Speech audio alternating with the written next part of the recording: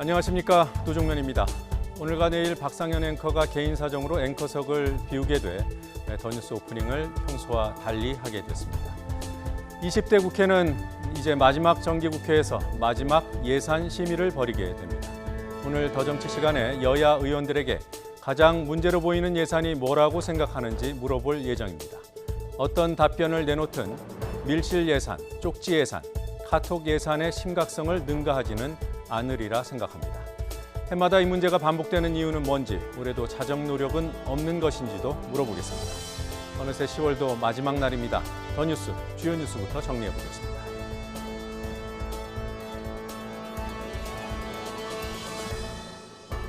내년 총선을 앞두고 인물 경쟁이 시작됐습니다. 먼저 자유한국당은 황교안 대표 취임 후 처음으로 인재 영입 대상을 발표했습니다. 갑질 논란의 장본인 박찬주 전 육군대장은 영입이 보류됐습니다. 민주당은 이철희 표창원 의원의 불출마 선언으로 이미 인재 영입에 물꼬를 텄고 당 차원의 인재 영입 위원회도 곧 출범합니다.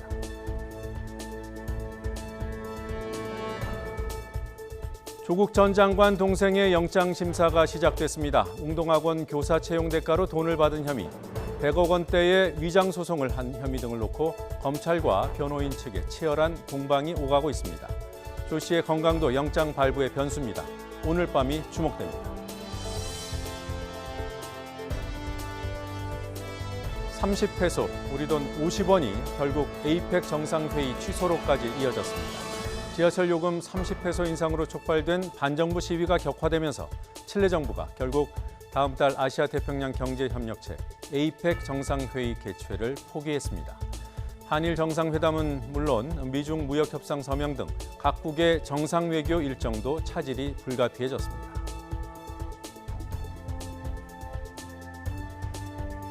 미국이 금리를 또 내렸습니다. 올해 들어 세 번째입니다. 기업 투자와 수출 약화가 인하 배경입니다. 당분간 금리를 동결하겠다는 것이 미 연방준비제도의 입장입니다. 세계 각국이 경기 연착륙을 위해 금리를 조정하는 가운데 우리나라의 지난 9월 생산과 소비는 모두 하락했습니다. 하지만 설비 투자는 넉 달째 증가세를 이어갔습니다.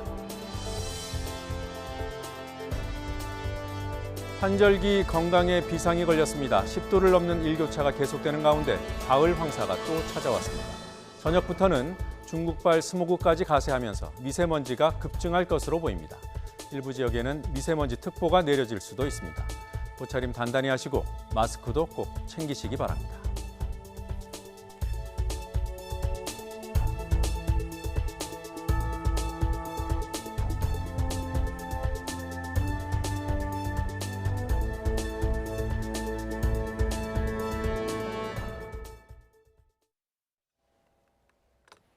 자유한국당 황교안 대표가 취임 후 처음으로 내년 총선을 대비한 인재를 영입해 환영 행사를 열었습니다. 하지만 직접 영입에 공을 들였다는 박찬주 전 육군대장이 공관병 갑질 논란 등 당 안팎의 비판이 커지면서 리더십에 타격을 입었습니다. 취재기자 연결해서 알아보죠. 조은지 기자. 네, 국회입니다. 네, 이제 총선까지 반년도 남지 않은 상황에서 새 얼굴 영입에 관심이 클 수밖에 없어 보입니다. 박찬주 전 대장 결국 제외된 거죠? 네, 오늘 오전에 인재 영입 환영식이 있었는데요. 소문난 잔치였지만 박찬주 전 대장이 논란 끝에 빠지면서 이래저래 뒷말이 많은 상황입니다. 일단 오늘 영입된 명단을 보시면 이진숙 전 MBC 기자와 윤창현 서울시립대 교수, 또 그룹 엑소 멤버 수호의 아빠로 유명한 김용화 순천향대 교수 등 모두 8명이 한국당에 영입됐습니다. 1호 영입 인재로 관심을 끌었던 박찬주 전 육군대장과 안병길 전 부산일보 사장은 결국 빠졌습니다. 오늘 환영식에선 한국당이 만든 캐릭터 옳은소리 가족이 인형극으로 명단을 한 명씩 소개했고, 또 황교안 대표가 빨간 점퍼를 입히며 분위기를 띄웠습니다. 황 대표는 인재들과 함께 혁신과 변화, 통합으로 국민 신뢰와 당 경쟁력을 높여 문재인 정부의 폭정을 막겠다고 각오도 다졌습니다. 하지만 중량감 있고 참신한 인사들이 입당을 거부하거나 시기를 미루는 등 어려움이 있었고, 특히 공관병 갑질 논란이 있는 박찬주 전 대장을 충분한 조율 없이 영입을 추진하며 내부 반발도 그대로 노출했습니다. 황교안 대표는 문재인 정부 적폐몰이의 대표적 인물로 박 전 대장을 보고 있는데 영입을 완전히 취소한 거냐는 물음에 발끈하기도 했습니다. 박찬주 대장을 영입 그 발표에서 배제하신 것은 가장 큰 이유가 뭔가요? 지금 내 말씀 들었습니까? 배제라니요. 정말 귀한 분이에요. 뭐 그걸 리더십의 상처라고 하면 저에게 남아있는 리더십이 없을 겁니다. 네, 다른 당 시선은 싸늘한데 민주당 박찬대 원내대변인은 공관병 갑질 인사를 1호 영입으로 고려한 건 의전왕 황교안 대표다운 발상이라고 비꼬는 논평을 냈습니다. 정의당 윤소아 원내대표도 불공정한 사회를 막자고 하더니 갑질이나 하는 기득권 세력을 1호로 불렀다면서 퇴행적이고 오만방자한 행보라고 지적했습니다. 네, 이렇게 각 당의 내년 총선 준비하는 별개로 지금 국회에서는 여전히 패스트트랙 지정 법안 처리 문제가 쟁점입니다. 지금 상황은 어떻습니까? 네, 문희상 국회의장이 12월 3일 본회의 부의 전에 합의하라 이렇게 시한까지 못 박았지만 여전히 제자리 걸음입니다. 어제 이해찬 대표가 조국 사태에 유감 표명을 한 더불어민주당은 검찰개혁, 특히 공수처 설치에 속도를 내는 모습입니다. 이인영 원내대표는 공수처는 선택이 아니라 필수라면서 검찰의 제19 감싸기와 전관예우 등 사법특권의 고리를 끊는 핵심은 공수처라고 거듭 강조했습니다. 또 공수처에 찬성하는 여론이 62%일 정도로 국민적 판단은 이미 끝났다고도 밝혔습니다.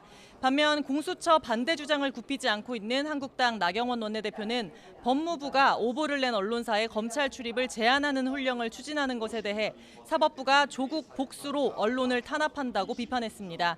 초헌법적이고 초자유민주주의적 발상을 묵과할 수 없다면서 국민의 알 권리와 권력에 대한 감시를 자의적으로 판단하고 언론에 재갈 물리는 거라고 날을 세웠습니다.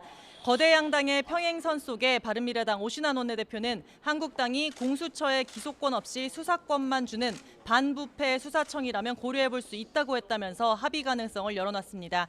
민주당이 무조건 본인 주장만 고집하면 아무것도 이루지 못하는 최악의 결과를 낸다면서 여당의 대승적인 결단을 촉구했습니다. 조국 사태로 불거진 검찰개혁과 동시에 패스트트랙의 다른 축 선거제 개혁도 오늘 낮 여야 3당 원내대표와 실무단이 여의도 모처에서 이견을 조율했습니다. 지금까지 국회에서 YTN 조은지입니다. 오늘 오전 문재인 대통령의 모친인 고 강한옥 여사의 장례 미사가 열렸습니다. 정치권 인사들 그리고 일반 천주교 신자까지 1,000명가량이 참석한 가운데 장례 미사가 엄수됐습니다. 문 대통령은 눈물을 흘리기도 했고요. 프란치스코 교황도 문 대통령을 위로하는 조전을 보냈습니다. 취재기자 연결합니다. 신호 기자. 네, 신호입니다. 네, 지금 안장식도 끝났습니까? 네, 오전 11시 22분에 이 운구 행렬이 남천성당에서 출발했고요. 그리고 12시 무렵부터 안장식이 진행됐을 것으로 보입니다. 비공개로 진행됐는데 지금은 안장식까지 다 마쳤을 것으로 예상됩니다. 이 문 대통령 어머니 강한옥 여사를 위한 장례 미사는 오전 10시 25분부터 40여 분 동안 부산 수영구 남천성당에서 엄수됐습니다. 이 장례 미사는 고인이 숨진 지 사흘째 되는 날 이 고인을 하느님께 맡긴다는 의미로 하는 미사입니다. 이 손삼석 천주교 부산교구장이 집전하고 가톨릭 장례 미사의 절차대로 진행됐습니다.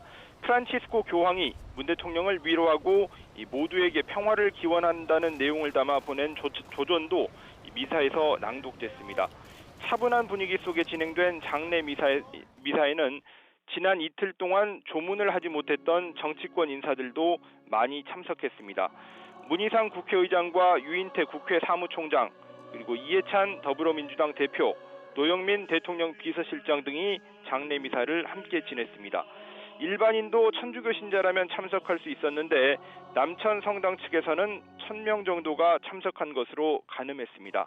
이 장례 미사는 조용하게 가족장을 치르겠다는 문 대통령 뜻에 따라 시작 후 5분 정도만 공개됐습니다. 이 미사가 끝나고 문 대통령 장남 준용 씨가 할머니의 영정을 들고 앞장섰고 문 대통령은 흐르는 눈물을 손으로 닦는 모습도 보였습니다. 강한옥 여사는 그제 향년 92세로 별세했습니다. 문 대통령은 그날 일정을 모두 마치고 나서 부산으로 내려가서 2시간 정도 어머니와의 마지막 정을 나눴습니다. 그제와 어제 조문을 사양하고 이 가족장으로 조용히 치르겠다고 했지만 야당 대표들과 7대 종단 관계자 그리고 4강 대사 등의 조문은 제한적으로 받았습니다. 문 대통령은 장례 절차를 모두 마치고 오늘 저녁이나 내일 오전 청와대로 복귀할 것으로 예상됩니다. 지금까지 YTN 신호입니다.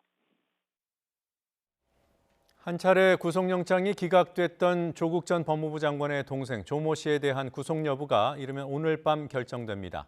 휠체어를 타고 영장심사에 출석한 조 씨는 100억 원대 위장소송 등 추가된 혐의에 대해 대부분 부인하는 것으로 알려졌습니다.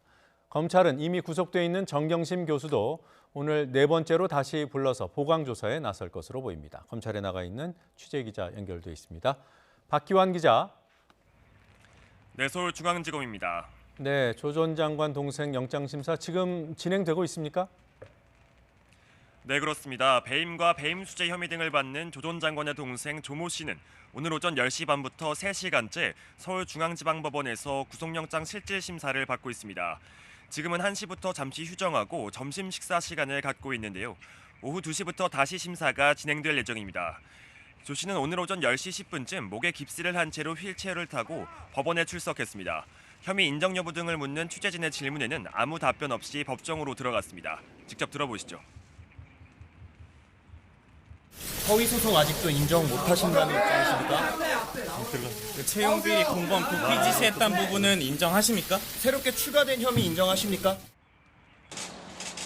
조 씨는 지난 8일 첫 구속영장 심사에는 출석하지 않았는데요. 당시 목 부위 척추 이상을 호소하며 부산의 한 병원에 입원한 상태에서 강제 구인됐지만 영장 심사를 포기해 조 씨가 출석하지 않은 상태에서 영장 심사가 진행됐습니다. 하지만 법원은 지난 9일 조 씨의 주요 혐의에 다툼의 여지가 있다고 보고 건강 상태 등을 참작해 조 씨에 대한 구속영장을 기각했습니다. 검찰이 이에 즉각 반발하며 보강 수사를 거쳐 구속영장을 다시 청구한 만큼 오늘 심사 결과에 관심이 집중되고 있습니다. 검찰이 보강 수사 이후에 새로운 혐의를 추가한 것으로 알고 있습니다. 법원 판단에 영향을 줄 만한 혐의인가요? 네, 법원의 판단을 조금 더 지켜봐야 할 것으로 보입니다. 검찰은 조 씨에 대한 구속영장을 재청구하면서 두 가지 혐의를 추가했는데요. 강제집행 면탈과 범인 도피죄입니다. 조 씨는 운동학원을 상대로 하지도 않은 허위 소송을 벌여 100억 원대 채권을 확보했는데 당시 조 씨가 운동학원 사무국장 역할을 하고 있었던 만큼 업무상 임무를 지키지 않은 배임 혐의를 받습니다.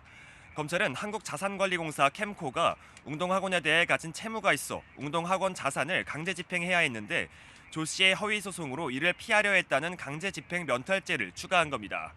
조 씨는 운동중학교 교사 채용을 대가로 2억 1천만 원을 받고 운동학원의 교사 채용 평가 업무를 방해한 혐의로 받는데요. 지난 8월 의혹 보도가 나오자 중간에서 돈을 건넨 금품 전달책들을 해외로 도피하도록 지시했다는 범인 도피죄도 추가됐습니다. 조 씨는 이에 대해 YTN과 인터뷰에서 허위 소송과 관련해 돌아가신 부친에게 전달받은 사안이라 허위라는 점을 몰랐다고 혐의를 부인했습니다. 또 채용 비리에 가담한 건 반성한다면서도 공범들을 해외 도피하도록 지시한 적은 없다고 설명했습니다. 검찰은 오늘 영장심사의 변수가 될 것으로 보이는 조 씨의 건강 문제에 대해서도 충분히 검증했다는 입장입니다. 여러 의료 자료를 제출받아 검증한 만큼 구속 과정 등에 문제가 없다는 겁니다. 앞서 채용비리 금품 전달책 2명은 이미 구속된 상태인데요. 오늘 영장 전담도 전달책들의 구속 영장을 발부한 신종열 부장판사가 맡아 조 씨를 심문하고 있습니다. 오늘 심사 결과는 이르면 오늘 밤 늦게 나올 것으로 예상되는데요. 영장 발부 여부에 따라 조 전 장관에 대한 수사 필요성도 커질 수 있을 것으로 보입니다. 이런 가운데 검찰은 오늘 구속된 정경심 교수를 불러 구속 이후 네 번째로 조사를 진행할 예정인데요. 앞서 입시 비리와 증거인멸 혐의에 대한 조사를 진행했고 남은 사모펀드 투자 의혹에 대해 집중 조사할 것으로 예상됩니다. 검찰은 조 전 장관 부인과 동생의 조사 결과를 토대로 다음 주쯤 조 전 장관에 대한 소환 조사 시기를 조율할 것으로 전망됩니다. 지금까지 서울중앙지검에서 YTN 박규환입니다. 양현석 전 YG 엔터테인먼트 대표와 가수 승리의 원정 도박 혐의 등을 수사해온 경찰이 석 달 만에 수사를 마무리하고 기소 의견으로 검찰에 사건을 넘기기로 했습니다. 하지만 이른바 환칙이나 횡령 의혹에 대해서는 증거가 없다며 불기소, 그러니까 기소 대상이 아니라는 의견을 달았습니다. 취재기자 연결해 있습니다. 부장원 기자. 네, 사회부입니다. 네, 경찰은 양현석 전 대표와 또 승리 씨 어떤 혐의를 기소 대상으로 판단한 거죠? 네, 오늘 오전 서울지방경찰청에 수사 결과 발표가 있었습니다.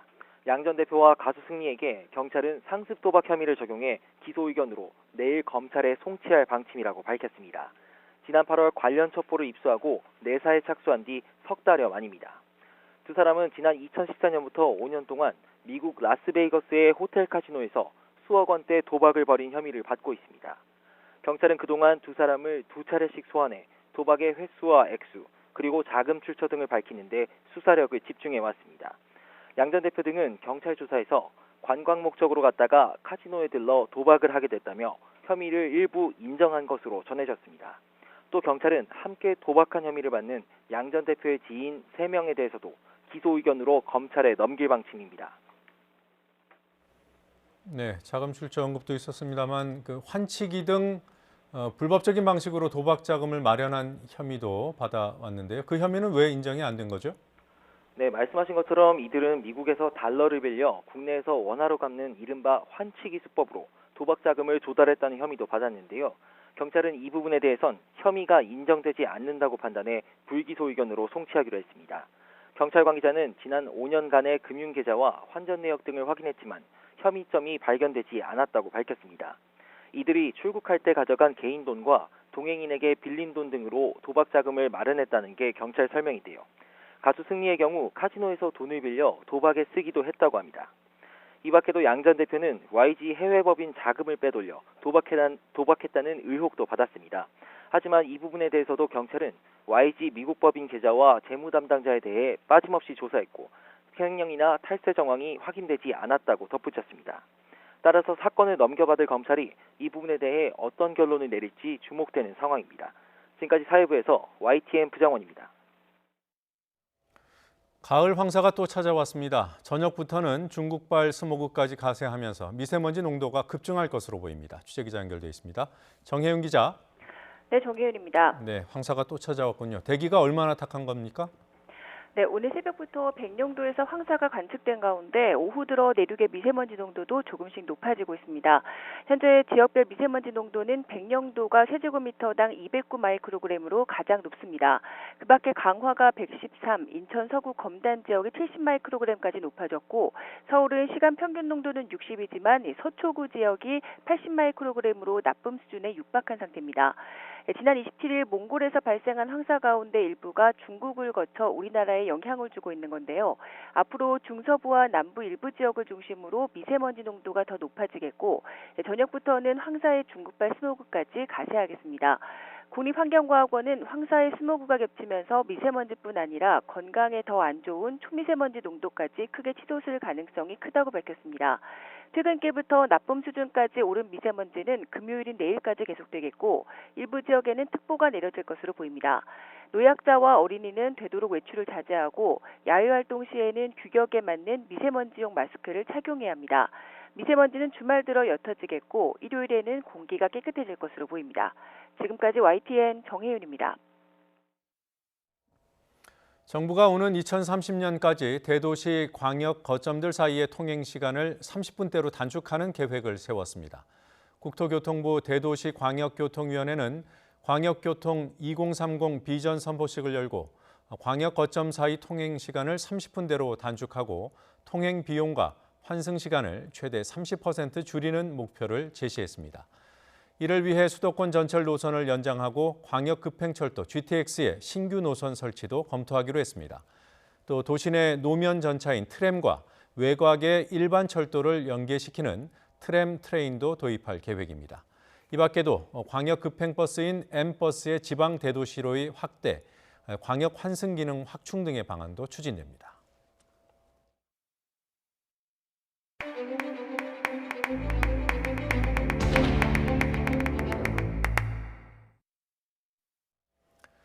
칠레 정부가 다음 달로 예정된 아시아 태평양 경제협력체 APEC 정상회의 개최를 취소했습니다. 격화되고 있는 반정부 시위 때문입니다. 이와 관련해 APEC 사무국은 트위터를 통해 안전이 최우선이라며 칠레의 결정을 지지한다고 밝혔습니다. 칠레의 APEC 개최 취소에 따른 대안에 대해서는 별다른 언급 없이 내년 APEC 정상회의는 말레이시아에서 열린다고 덧붙였습니다. APEC 정상회의가 취소된 것은 지난 1989년 창설된 이후 처음입니다.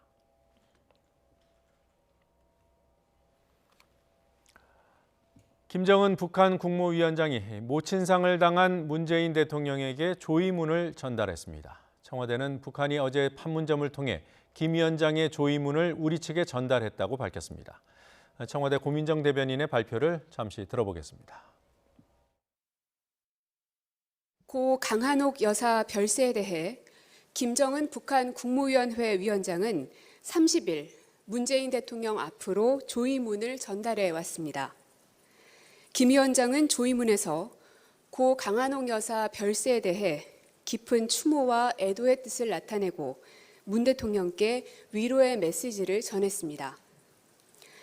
조의문은 어제 오후 판문점을 통해 전달받았으며 밤 늦은 시각 빈소가 차려진 부산 남천 성당에서 대통령께 직접 전달됐습니다. 프란치스코 교황도 문재인 대통령께 위로의 메시지를 전해왔습니다. 오늘 치러진 장례 미사에서 부산교구 사무처장인 조영만 신부가 대독한 메시지를 통해 프란치스코 교황은 고 강테레사 여사님의 별세 소식에 안타까움을 나타내며 강 여사님의 모범적 신앙과 그간 베풀어 오신 극진한 선행의 유산에 대해 감사를 표했습니다. 이어 프란치스코 교황은 대통령님과 사랑하는 국민들 그리고 장례를 엄수하기 위해 모인 모든 이들에게 위로와 영원한 평안의 서약으로서 사도적 축복을 내린다고 전했습니다. 반정부 시위 때문에 에이펙 정상회의의 칠레 개최가 취소됐지만 미국은 일정과 장소를 조정해서라도 개최하는 방안을 배제하지 않고 있습니다. 칠레 에이펙 정상회의에서 서명이 이루어질 예정이던 미중 무역 합의에 차질이 생겼다는 보도와 관련해서도 미 백악관은 별도의 미중 정상회담 가능성을 시사했습니다. 이종수 기자입니다. 미 백악관은 칠레 정부가 에이펙 정상회의 취소를 결정한 직후 우리는 같은 시간 틀 내에 중국과의 역사적인 1단계 합의를 마무리하길 기대한다고 밝혔습니다. 호건기들리 백악관 부대변인은 이메일로 이런 입장을 밝히면서 후속 계획과 관련해 발표하게 될 때 알려주겠다고 덧붙였습니다. 이에 따라 미국 정부가 에이펙과 관계없이 별도의 미중 정상회담을 열어 서명을 추진할 가능성이 있다는 관측이 나오고 있습니다. 블룸버그 통신은 칠레의 에이펙 개최 취소로 미중 무역 전쟁의 불확실성이 더 커졌다고 보도했습니다. 1단계 무역 합의 서명을 앞두고 미국은 연일 낙관론을 펴왔습니다. I think ultimately we've come to an understanding with China now on where we want to head, and I think that Secretary Mnuchin, who's here, and Ambassador Lighthizer have done a fabulous deal on the front lines of that negotiation. 하지만 미국은 정부 보조금을 받는 통신업체들에 대해 화해 장비를 쓰지 못하도록 하는 등 화해에 대해 여전히 완강한 입장입니다. 중국 정부는 미국이 시장 경제의 원리에 위배되는 패권주의적 행태를 보이고 있다며 비난했습니다. 我们坚决反对美方在拿不出任何证据的情况下，以莫须有的罪名滥用国家力量打压特定的中国企业。 한편 미 백악관은 칠레의 에이펙 취소와 관련해 현재로선 에이펙 정상회의를 개최할 준비가 돼 있는 제2의 후보지는 없는 것으로 안다면서 다른 장소와 관련한 잠재적 정보를 기다리고 있다고 말했습니다. 일정을 다시 조정해 다른 국가에서 에이펙 정상회의가 열리길 바라고 있음을 내비쳤습니다. YTN 이종수입니다. 미국 중앙은행인 연방준비제도가 기준금리를 또 내렸습니다. 올해 들어 세 번째, 이번에도 하락폭은 인하폭은 0.25%포인트였습니다. 앞으로 상당 기간은 동결될 가능성이 큰 것으로 전망됩니다. 박상남 기자가 보도합니다. 미국 연방준비제도는 연방공개시장위원회 정례회의에서 기준금리를 0.25%포인트 인하한다고 밝혔습니다. 지난달 회의에서 0.25%포인트 인하한 지 42일 만입니다. 이번 기준금리 인하는 올해 들어서만 세 번째이자 지난 7월 말과 9월 중순을 포함해 3회 연속 인하입니다. 이에 따라 기준금리는 1.5에서 1.75%대로 내려가게 됐습니다. 제롬 파월 미 연준 의장은 미미한 인플레이션 압력뿐만 아니라 경제 전망에 대한 글로벌 전개 상황을 고려해 기준금리를 인하했다고 밝혔습니다. In contrast, business investment and exports remain weak, and manufacturing output has declined over the past year. Sluggish growth abroad and trade developments have been weighing on those sectors. 연준은 성명에서 9월 성명 문구 중 경기 확장을 지속하기 위해 적절히 행동하겠다는 문구를 삭제하고 대신 목표 범위의 적절한 경로를 평가하겠다는 문구를 추가했습니다. 블룸버그 통신은 성명에 수정된 부분은 연준이 당분간 금리를 현 상태로 유지하겠다는 뜻으로 해석했습니다. 이번 금리 인하는 투표에 참여한 의원 10명 중 8대 2의 찬성으로 결정돼 이번에도 만장일치 찬성을 얻진 못했습니다. 제롬 파월 의장 취임 이후 기준금리 결정 과정에서 만장일치가 깨진 것은 이번이 네 번째입니다. YTN 박상남입니다. 윤면식 한국은행 부총재는 미국의 금리 인하로 주가가 오르고 시장 금리도 하락한다면 세계 경제에는 물론이고 우리 경제에도 긍정적인 영향이 있을 것이라고 전망했습니다. 윤 부총재는 한국은행 본관에서 미국의 금리 인하와 관련한 상황 점검 회의를 진행한 뒤 기자들과 만나 이같이 말했습니다. 이어서 미국의 정책 금리 방향이 유일한 고려 사안은 아니라며 통화 정책에 큰 변화를 주지는 않을 것임을 시사했습니다.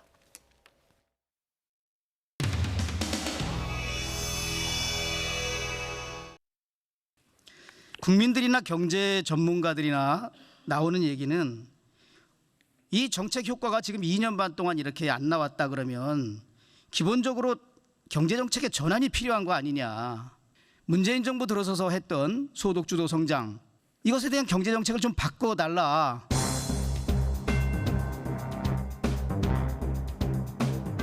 오히려 그것을 바꿀 수 있는 건 전 용기라고 생각합니다.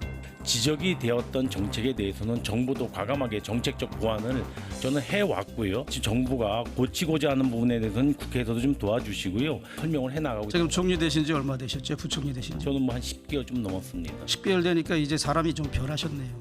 다 국회 탓, 남의 탓 하시는 그렇지 않습니다. 설령 국회가 아쉬움이 있다 하더라도 먼저 정부가 성찰하면서 국민들한테 협조를 구하고 국회에도 이해를 구하는 그런 것이 기본적인 자세 아니겠습니까? 그러니까 의원님, 정부도 지금 말씀하시는 거 보면 뭐 정치인들하고 뭐 정치인 뺨치네요. 그 부총리 보시기에 현 정부에서 제일 잘한 경제 정책이 뭡니까? 그러니까 잘한 경제 정책이 있으면 얘기해 보세요.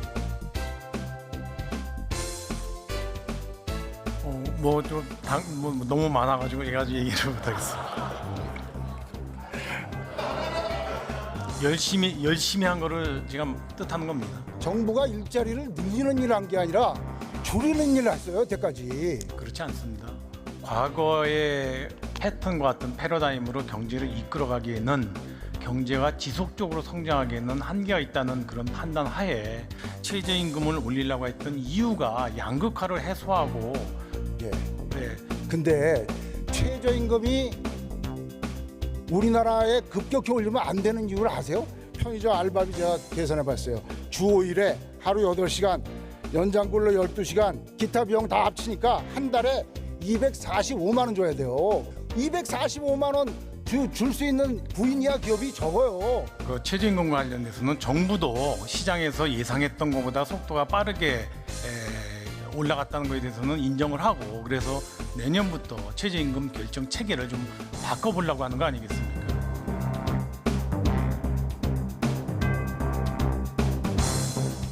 기존에는 이런 정책이었었는데 현장에서의 어려움과 목소리를 담아서 이렇게 변경해 나가고 있다. 이것을 좀 적극적으로 설명해야 되지 않겠습니까? 예, 적극적으로 설명을 하면서 최저임금의 경우에는 저희는 최저임금 결정 체계 자체를 바꾸겠다고 했는데요.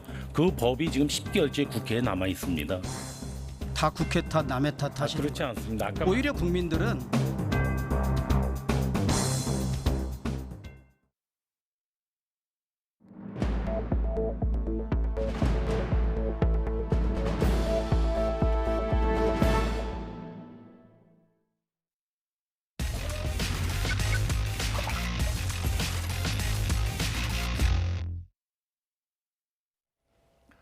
자유한국당이 영입인재 명단을 발표하고 환영식을 통해 면면을 공개했습니다.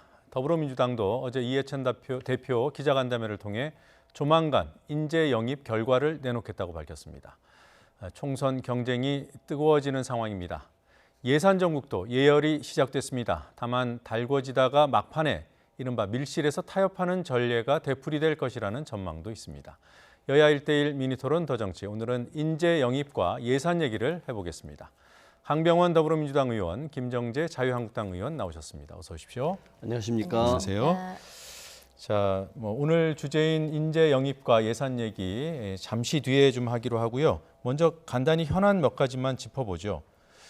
의원 정수 확대를 요구하는 일부 야당의 주장이 있었습니다.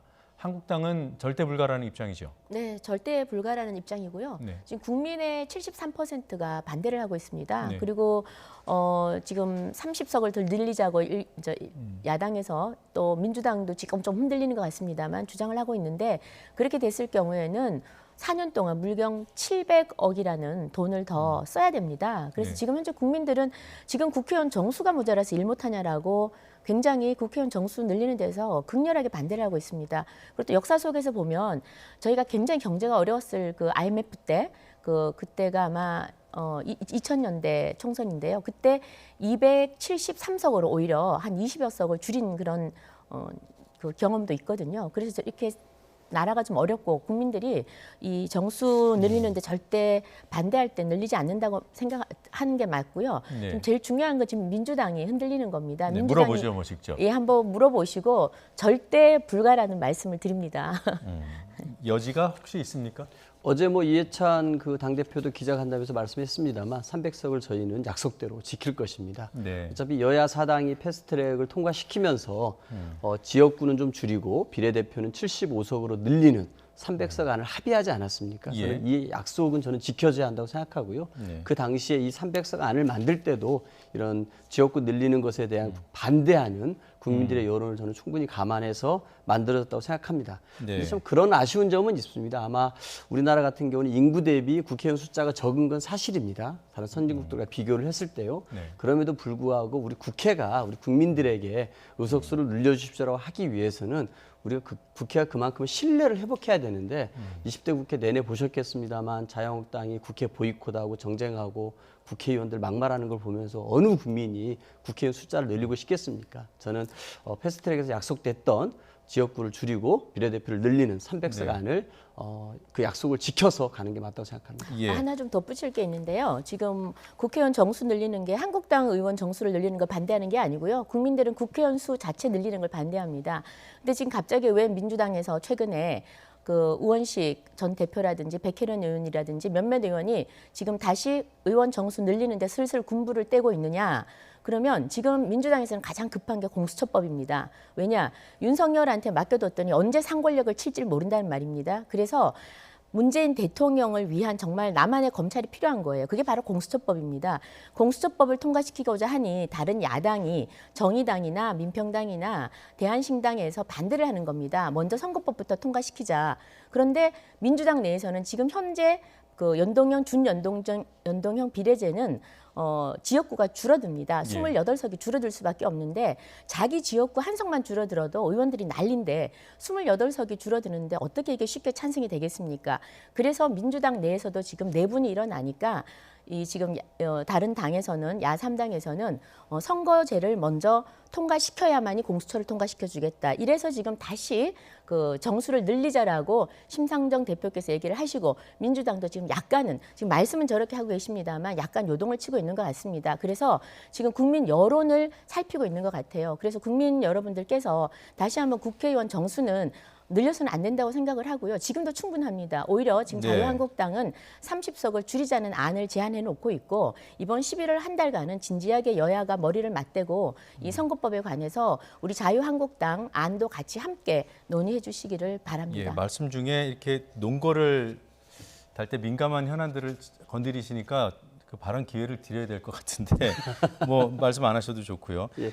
자, 뭐 말씀 명확하게 하셨어요 이미. 그 약속 지켜야 한다고요. 아니 저의 말이 아니라 저희 당 대표께서 어제도 또 확고하게 말씀하셨기 때문에 절대 안 늘리는 거죠 민주당은? 네, 의원들 사이에서 뭐 개별적으로 입장이 다른 거는 어느 당이나 다 네, 마찬가지인 것 같아서 네. 이 정도로 하고요. 네. 뭐 이 상태로라면은 조금 전에는 진지하게 한 달간은 논의할 수 있다고 했지만 많은 정치 전문가들은 이 상태로 공수처법과 선거법 그대로 패스트트랙 안 그대로 표결에 붙여지는 거 아닌가라는 전망들을 합니다. 네. 지금 말씀 들어보면은 민주당이 공수처법 통과를 조금 더 가능성 높이기 위해서 야당과 어떤 모색을 할 거라고 했는데 그러면 이제 법안을 바꿔야 되는 거잖아요. 네네. 그런 가능성은 지금 없다고 말씀하신 거예요? 제가 봐서는 이 선거법 같은 경우에는 여야 사당 같은 경우는 이미 합의된 안이 있는 거 아닙니까? 네. 단일안으로. 네. 근데 공수처법과 관련해서는 백혈연안과 권은희 안이 있는 거 아니겠습니까? 네. 저는 이 공수처법과 관련해서는 여야 사당이 합의를 해서 단일안을 도출을 하든 혹은 백혈연안, 권은희 안 둘 중에 하나를 표결하든 이렇게 결정이 될 것입니다. 근데 선거법과 관련해서는 자유한국당을 뺀 여야 네. 사당이 단일안을 갖고 있기 때문에 이 약속된 안을 먼저 표결하는 게 저는 맞다고 생각하고 네. 이미 국민들께 약속한 것 아니겠습니까? 네. 이 얼마 안 남은 상황에서 이 의원 정수를 흔드는 것은 자유한국당에게 저는 불필요한 혼란을 줄 수 있다고 생각합니다. 그러면서 마치 이렇게 늘리려고 하는데 우리도 껴달라고 해가지고 또 다시 이걸 시간 끌기로 나올 수 있기 때문에 이 선거법에 대해서는 저는 지켜가는 게 맞다고 생각합니다. 민주당도 아니라고 하고 한국당도 아니라고 하니까요. 아닌 걸로. 두분 예. 자꾸 네. 이렇게 하면 또 본주지로 못 갑니다. 한국당은 늘리려고 하는 건 절대 반대니까. 네, 하여튼 네, 네. 두 당 모두 네. 그럴 의지가 없다라는 걸 확인한 것으로 다시 한번 확인하고 넘어가겠습니다. 네. 공수처법 그 백혜련안과 권은희 안 두 개가 있다고 하셨어요. 네.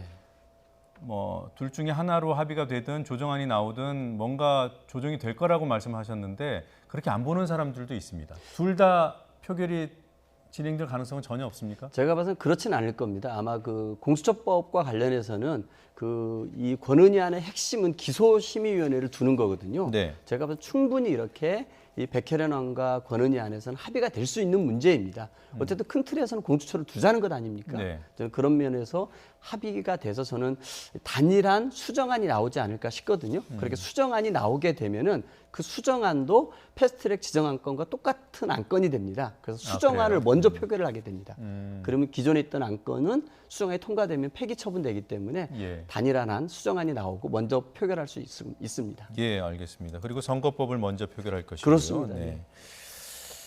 그 한국당은 그렇게 진행이 되면은 법적 조치를 취한다는 거 아니겠습니까?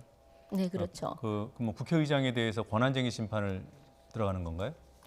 결국 이게 일단은 상정을 해야 표결이 되는 거니까. 네네. 근데 저는 그 길이 그렇게 쉽지 않다고 봅니다. 왜냐하면 지금 야3당이 공수처법에 그렇게 함께 해줄 것인가 저는 굉장히 부정적으로 보는데요. 먼저 선거법이 선처리 되지 않으면 절대로 공수처법까지 넘어가지는 않습니다. 그러니까 왜냐하면 4월 말에 합의한 그 방안으로 통과돼도 공수처법에 반대할 그러니까 거라는 그 얘기인가요? 법안 아까 말씀드렸지만 지금 28개의 지역구가 28석 줄어들잖아요. 지역구가 없어집니다. 네. 그래서 그 부분에 대해서 지금 많은 의원님들이 반대를 내부적으로는 굉장히 많이 합니다. 그 의원들이 반대하기에 앞서서 그 지역 주민들이 자기 지역구가 없어진다는데 찬성할 주민들은 흔치 않죠. 그런가요? 그래서 그렇죠. 내 자기 표는 지역구 남아 있는데. 내 표는 남아 있지만 자기 지역구를 대표하는 의원이 자기 지역이 없어진다는 데서 굉장히 민감합니다. 그래서 28석을 한꺼번에 없앤다는 데에서 저는 상당히 의원들의 반발이 심할 것이고 그랬을 경우에는 이 선거법도 그렇게 녹록치가 않다. 그래서 지금부터 벌써 그 야3당에서 반발하면서 얘기를 하는 거 아니겠습니까? 그래서 공수처법은 일단 선거법이 통과가 돼야만이 맞딜로 해주는 조건으로 해주는 거지. 네, 그 부분은 이해가 되는데요. 예, 이거 하고요. 그다음에 그러니까 그 전제인 그러니까 선거법이 통과가 안 된다면 공수처법도 흔들릴 것이다. 네, 그 부분은 뭐 많은 전문가들도 얘기하고 저도 그렇게 이해는 됩니다만 뭐 민주당도 나름대로 지금 4월 말 그 합의된 선거법이 상정됐을 때 통과 가능성을 계산하겠죠. 그렇죠. 네. 지금 의원수 늘리자는 요구를 받아들이지 않았다고 해서 부결이 된다면 그 부결표를 이게 이제 기명투표잖아요. 그렇죠. 예. 부결표를 던진 반대표를 던진 의원들에 대한 국민적인 비난을 감당할 수 있을까요? 국민들이 선거법을 하라고 누가 명령한 사람이 있나요? 이건 지역구 의원들이 달라진 게 아무것도 없습니다. 선거법이라는 것이 소위 말하면 그 연동형 비례제 예. 이건 누가 봐도 위헌 요소가 큰 겁니다. 아주 쉽게 생각을 하면 됩니다. 저희가 지금 약 50석 47석인데 50석에 대해서 우리가 정당 투표를 합니다. 네. 그런데 정당 투표를 해서 한국당이 40%를 얻어도 우리는 거의 비례 의석을 가져오지 못하는 겁니다. 자, 지금 선거법 아니 내용을 그러니까요. 토론할 그러니까 수는 없고요. 그러니까 네. 이걸 지금 마치 사회자 앵커께서는 이걸 국민이 원하는 걸 안 해줘서 되느냐는 식으로 얘기를 하시길래 하는 말인데 이건 어느 국민도 이 선거법을 그러면 만들으라고 얘기한 적은 없습니다. 4월 말 저- 그 패스트트랙 네네. 법안을 지지했던 국민들로부터. 자, 저 이것도 얘기 드리겠습니다. 이제 야당 의원으로서 이거 정말 저한테 굉장히 좋은 기회인데요.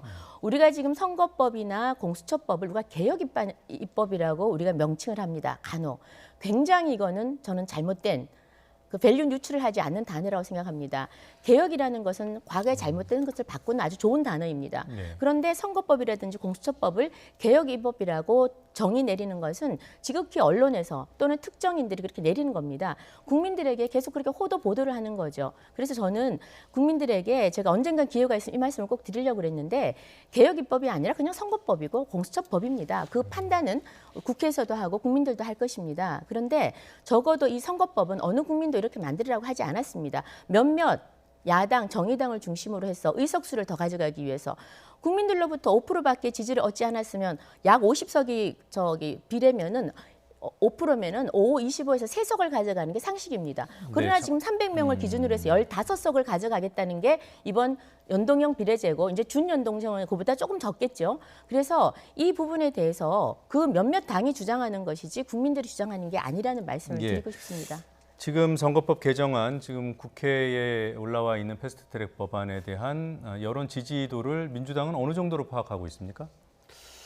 저는 그래도 과반 이상의 국민들은 당연히 이 법안에 대해 이 선거제에 대해서는 동의하실 거라 생각합니다. 왜 그러냐면은 우리 선거제도의 변화 역사를 보면은요, 이 그 대표성과 비례성을 양쪽을 다 강화해 오는 쪽이었고요. 네. 점점점 지금은 또 어떤 좀 이렇게 국민 여론이 강해지고 있냐면은 정당의 지지율만큼 좀 의석수가 가져가야 네. 국회에서 그 정당도 목소리를 내는데 이 민주당하고 한국당, 특히 한국당 같은 경우 국민의 지지율은 정말 바닥인데 의석수가 많다 보니까 국회에서 아무것도 안 되지 않습니까? 그 국민의 지지는 정말 20% 간 넘는 정당이 30% 요즘 간당 넘었죠. 이 정당이 의석수가 많다 보니까 국민의 염원인 모든 개혁 과제들을 다 발목 잡고 있는 이 국회의 파행을 우리 국민들이 보고 있습니다. 그렇기 때문에 이 지지 정당, 정당의 지지율에 맞는 의석수를 가져가야 된다라는 얘기를 촛불혁명 이후에 우리 국민들이 많이 하고 있습니다. 저는 이게 민주주의에 맞다고 봅니다. 그런 의미에서 이번에 그 선거법 개정안은 이 국민들의 요구라든지 시대 흐름에 맞는 요구라고 생각이 듭니다. 저는 그런 부분에서 한국당이 여기에 오히려 동참하지 않고서 비례대표를 다 없애버리고 또 심지어는 그거를 더 강력하게 주장하기 위해서 의원수까지 줄이는 방안을 내와서 여야 사당과는 건널 수 없는 강을 건너가 있는 것 아니겠습니까? 저는 이런 어떤 방식, 이런 제안 자체가 이 국민들의 요구라든지 시대 발전 요구에 전혀 안 맞는 것이다. 자, 그러면 지금 조금 전에 어쨌든 간에 이 선거법 개정안일 뿐이지 개혁 법안은 아니다라는 말씀을 하셨어요. 저는 개혁이라고 생각합니다. 이게 국민의 요구라든지 어떤 명분이 있습니까? 일단 우리 국민들 같은 경우는 정당의 지지율에 맞게 의석수를 가져가야 된다. 그게 공정한 거 아니겠습니까? 거기에 조금 더 다가가 있는 법안이라고 그렇습니다. 평가하시는 겁니까? 예, 저는 그런 의미에서 질문을 하나만 말씀드릴게요. 저는 의원님 말씀에 100번 동의합니다. 대표성과 비례성. 네. 당연합니다. 그러면 당연히 정당 지지율만큼 의석수를 가져가야 되는 게 상식입니다. 네. 지금 현재 비례대표가 47석입니다. 네. 약 50석으로 봤을 때 10%를 얻으면 5석을 가져가야 됩니다. 이게 상식입니다. 네. 이게 지금 현재 우리 현행 선거법은 50명의 비례대표가 있습니다. 그런데 10%를 얻으면 5석을 가져가는 게 현행 법입니다. 그런데 우리가 지금 바꾸려고 하는 법은 정당 지지율의 10% 얻은 당이 50석에서 10%를 가져가는 게 아니라 300석에서 10%, 즉 30명을 가져가는 겁니다. 그래서 정의당이 10%를 얻으면 30석을 가져가는 겁니다. 지역구에는 한 명도 못 얻더라도. 이게 바로 잘못된 거라는 거죠. 아까 말씀드린 대로 정당 지지율만큼 의석을 가져가는 게 헌법 정신에 맞고 대표성을 담보하는 것입니다. 그런데 이렇게 왜곡되게 한국당이 만약에 40%를 얻었다고 합시다. 정당 지지율에. 그러면 지금은 50명의 40%니까 20석을 가져갑니다. 지금 그렇게 가져오고 있습니다. 민주당도 마찬가지입니다. 그러나 연동형 비례제, 준연동형 비례제 되면은 이 모집단을 50개를 하는 거야 아니라 갑자기 지역구하고 합쳐서 300개를 모집단으로 합니다. 여기에서 40%면 4, 5, 만약에 저희가 30%를 얻었다 그러면 300석에 30%면 90석이 됩니다. 그러나 지역구에서 저희가 120석을 얻으면 이미 다 너네는 채워졌다. 그래서 비례는 안 준다라는 게 이번 새로운 선거법입니다. 따라서 민주당이나 한국당은 이번 새로운 법에 의하면은 비례대표를 거의 가져올 수가 없습니다. 따라서 아무리 우리가 열심히 해서 지역구에서 과반을 차지한다 하더라도 또 정당 득표에서 우리가 아무리 30% 40%를 얻는다 하더라도 단 한 석도 못 가져오는 게 다음 선거법입니다. 이거는 조금만 선거법을 알면은 이거는 악법 중에 악법입니다. 영원히 야당이 과반수를 못 넘게 하는 법입니다. 이것은 어떤 사람이 나오더라도 이 진리는 절대로 이 진실은 변하지 않습니다. 지금 이 진실이 국민들이 알려지고 있지 않습니다. 너무 답답하고요. 지금 이게 워낙 어려운 거라서 심상정 의원도 그러셨잖아요. 알 필요도 없는 법이라고. 그래서 따라서 제가 지금 정말 말씀드리고 싶은 거는 저는 우리 강 의원님 말씀에 동조하는 게 대표성, 비례성 담보하고요. 정당 지지율만큼 정정당당하게 의석수 가져가라는 말씀 드리고 싶고 이런 식으로 꼼수 부려가지고 정의당을 위한 선거법, 그다음에 2, 3% 얻는 정당들이 의석을 비례대표를 다 가져가는 이런 건 맞지 않다고 봅니다. 시간을 충분히 쓰신 것 같은데요. 네. 마침 정의당 말씀하셨는데 정의당 교섭단체 대표 연설이 오늘 예정돼 있고 방금 심상정 대표의 연설이 시작됐다고 합니다. 오늘 아무래도 이 선거제도와 관련된 내용도 있을 것 같아서요. 잠시 들어보고 질문 또 드리겠습니다. 네, 국회로 가보겠습니다. 특권 정치를 교체를 위해 불가피하게 제도 개혁을 선택한 것임을 왜 몰라주냐고 항변하고 싶었습니다. 국민들께서는 하지만 그것은 제 짧은 생각이었습니다. 국민들께서는 정의당의 고군분투를 외면하고 계신 게 아니었습니다. 저희에 대한 따가운 질책은 오히려 그동안 정의당이 걸어왔던 길에 대한 두터운 믿음과 기대에서 나온 것임을 깨달았습니다. 국민들의 비판은 아무리 절실한 개혁이라도 정의당이 일관되게 지켜온 원칙과 가치에 앞설 수 없음을 일깨우는 죽비소리였습니다. 국민 여러분들의 애정어린 비판과 격려를 겸허히 받들겠습니다. 정의당은 걸어온 길을 다시 돌아보고 나아갈 길을 철저히 점검하겠습니다. 더 꿋꿋이 정의당의 가치를 지켜 평등과 정의의 세상을 열겠습니다. 사랑하는 국민 여러분, 존경하는 선배 동료 의원 여러분, 국민들은 공정과 정의로 나가기 위한 과감한 사회 대개혁을 요구하고 있습니다. 문제는 정치입니다. 국민은 피장파장 정치, 내로남불 정치에 신물나 있습니다. 보수도 진보도 특권 엘리트 구조를 만든 책임에서 자유로울 수 없습니다. 더 이상 진영의 울타리 안에서 서로를 봐주던 특권의 시대는 끝났습니다.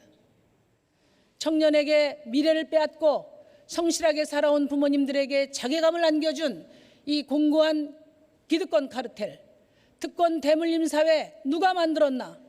국민들은 오로지 그 책임을 묻고 있습니다. 30년 넘게 지속되어 온 양당 중심의 대결 정치는 이제 막다른 골목에 와 있습니다.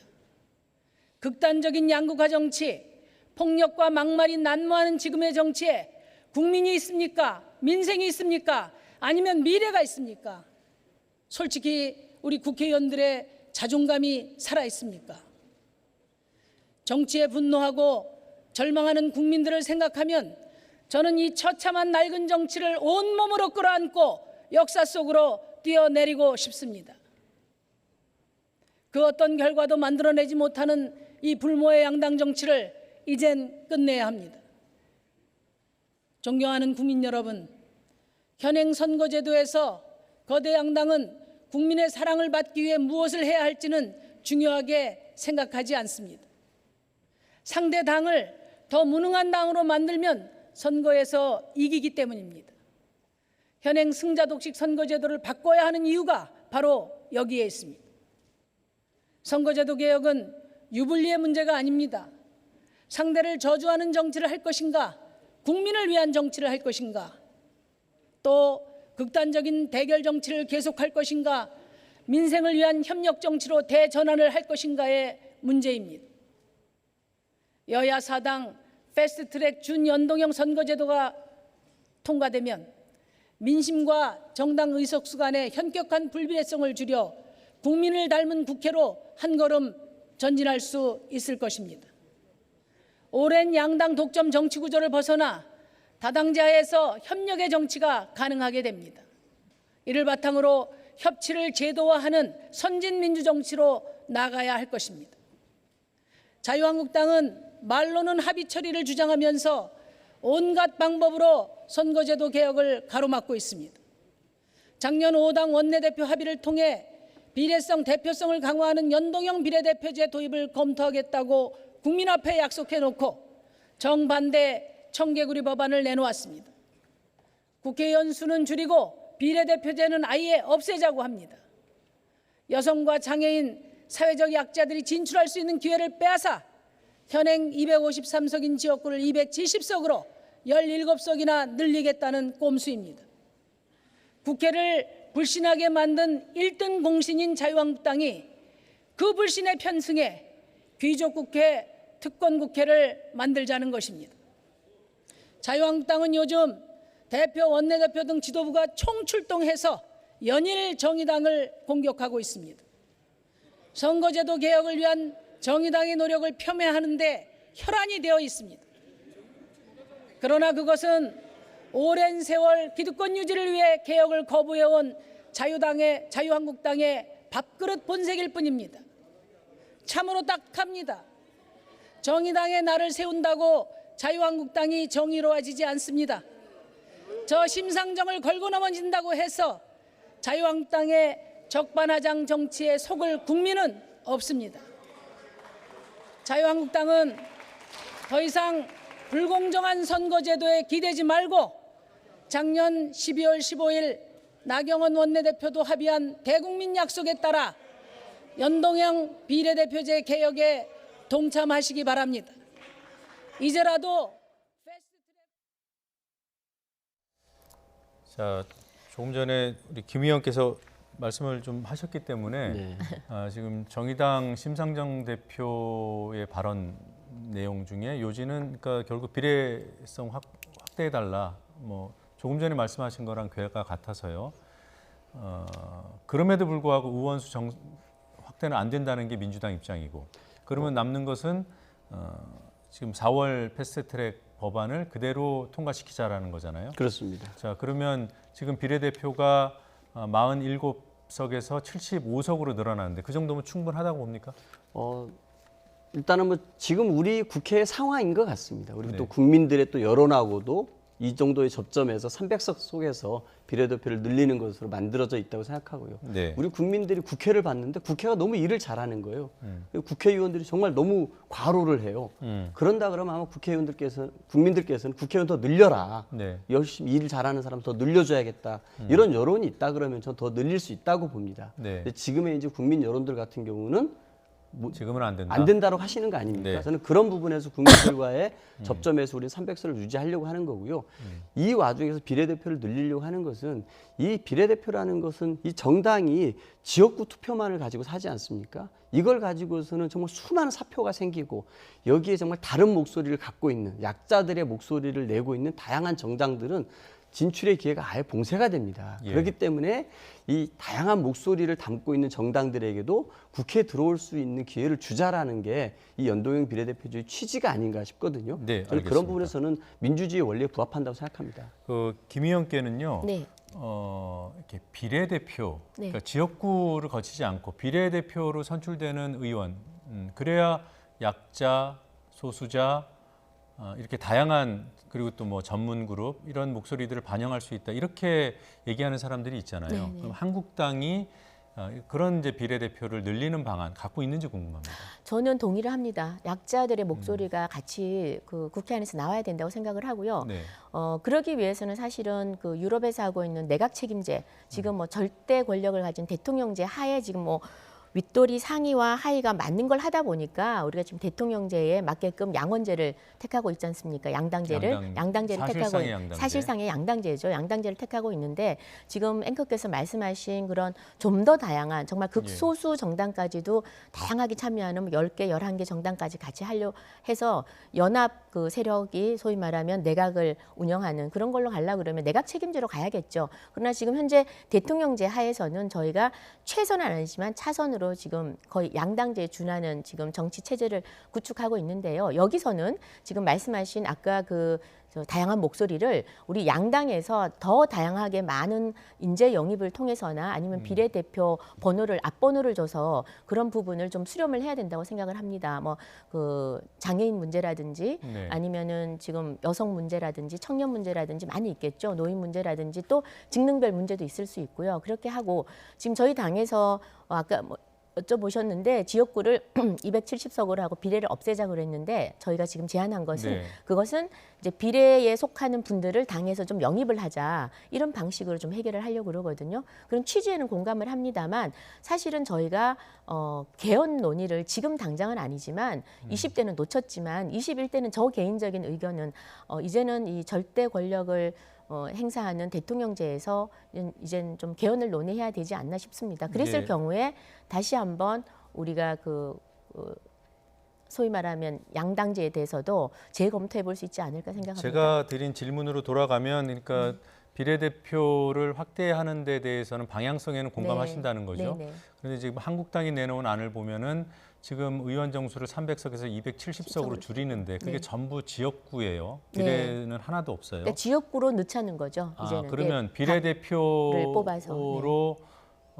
지금은 번호를 부여해가지고 상위에 이제 포진된 분들이 의원으로 진출을 하는데 지역구에다가 우선 안배를 한다는 뜻인가요? 그렇죠. 지금 청년을 만약 인재 영입을 하면 거기 좀 혜택을 어드밴티지를 주겠죠. 아직 룰은 정해지지 않았지만 그런 생각을 개괄적으로 하고 있는 것으로 알고 있습니다. 그 방식이 뭐 어떤 취지인지는 알겠습니다만 그런 사회적 약자를 지역구에 배치를 해서 양당제에서 1대1로 붙게 했을 때 그분들이 당선돼서 국회에 들어올 수 있을까요? 저는 불가능하고 굉장히 이상적인 얘기고 지금의 한국당이 내놓은 의원 정수 축소, 비례대표 없애버리는 안을 정말 뭔가 설득하기가 저는 궤변에 불과하다고 생각합니다. 오히려 그런 사회적 약자를 정말 국회에 진출시키고 싶으면은 이분들이 들어올 수 있는 또 다른 통로를 만들어줘야지 그분들을 지역구에 출마시켜가지고 더 센 사람하고 이겨서 들어오게 한다? 이건 저는 궤변에 불과하다고 생각합니다. 그런 한계는 있다고 인정을 하고요. 저는 이제 이번 한 달 동안 한 달이 지금 저희에게 주어졌습니다.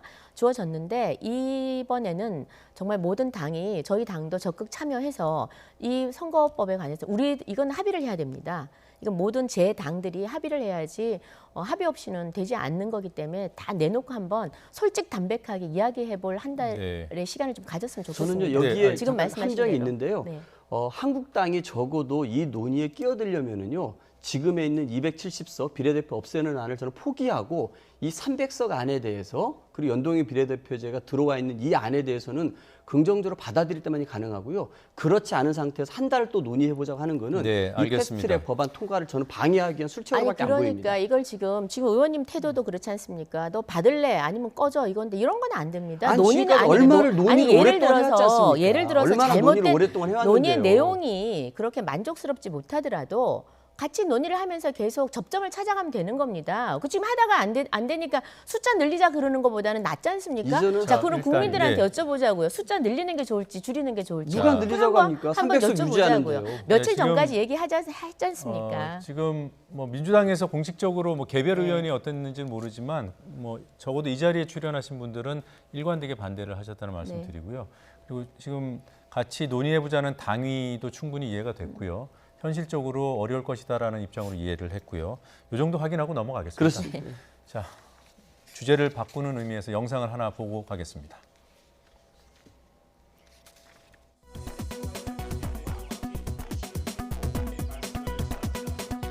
오늘 자유한국당에 새로운 가족이 온다는 이야기를 듣고 우리가 대표로 환영하러 왔답니다.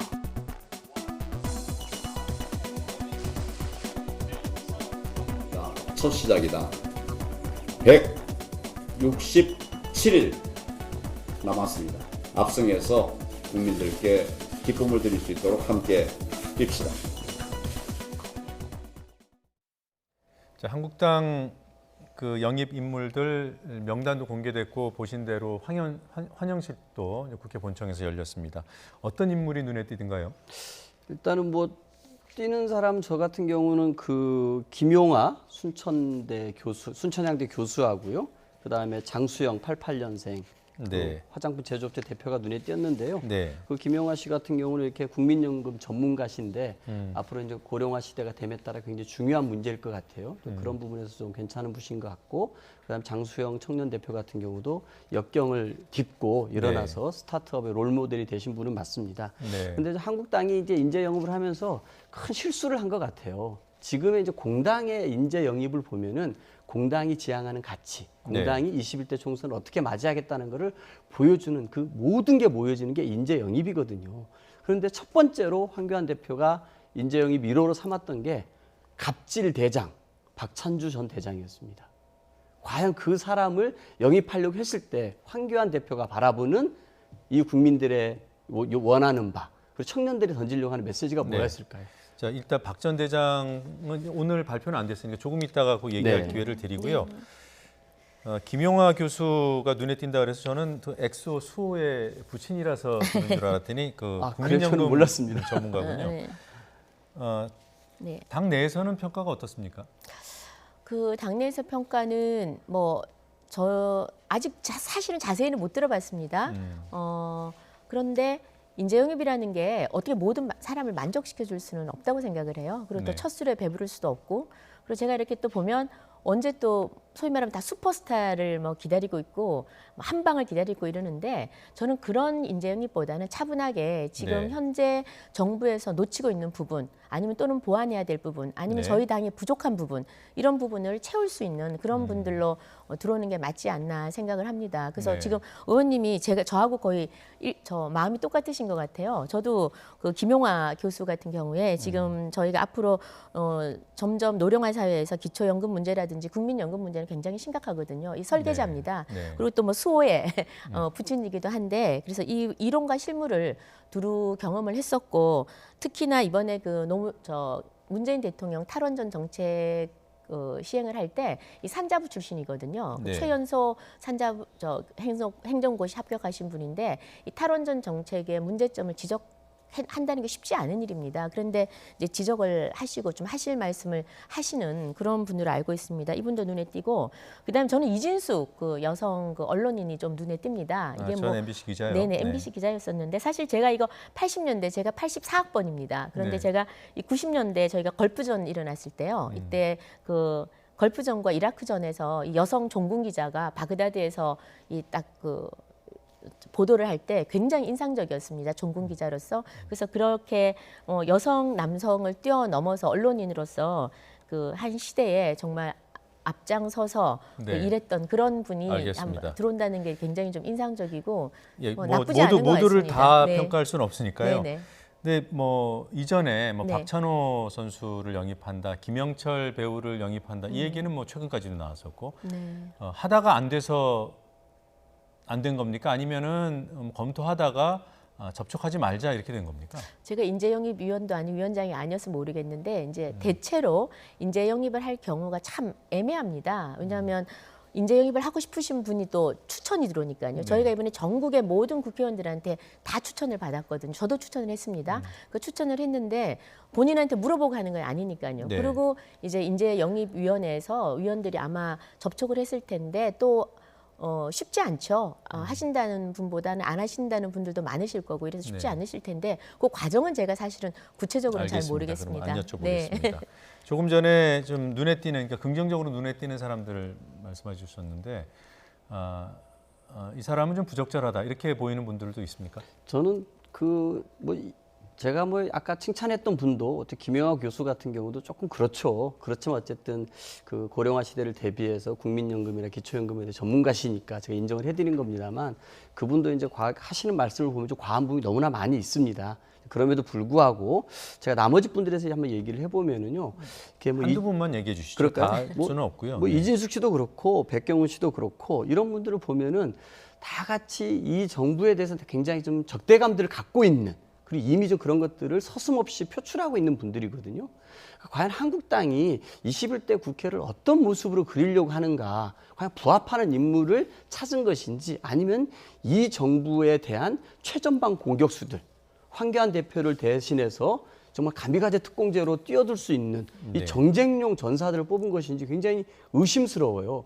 이 시대의 한국당 같은 경우는 조국 사태 이후에 굉장히 공정의 가치를 얘기를 하고 있습니다만 과연 여기에 부합하는 사람들인가? 특히 박찬주 갑질대장을 영입대상 1호로 생각하고 발표 직전까지 갔던 것에 대해서는 얼마나 이 한국당이 지금의 국민 정서를 못 잊고 있고, 본인들이 입으로는 공정을 얘기하면서 실제로 인재라고 영입하는 사람들은 갑질대장을 하는, 뽑으려고 하는 이런 것들이 얼마나 모순되는지 극명하게 드러난다고 생각합니다. 그래서 거듭해서 이제 박찬주 전 대장 말씀하시니까 질문 드리죠. 무슨 일이 있었던 겁니까? 어제만 해도 뭐 저희 YTN도 단독 보도를 했고요. 그 이후로 많은 보도가 나왔고 사실 명단에 들어 있었잖아요. 근데 왜 갑자기 빠진 거죠?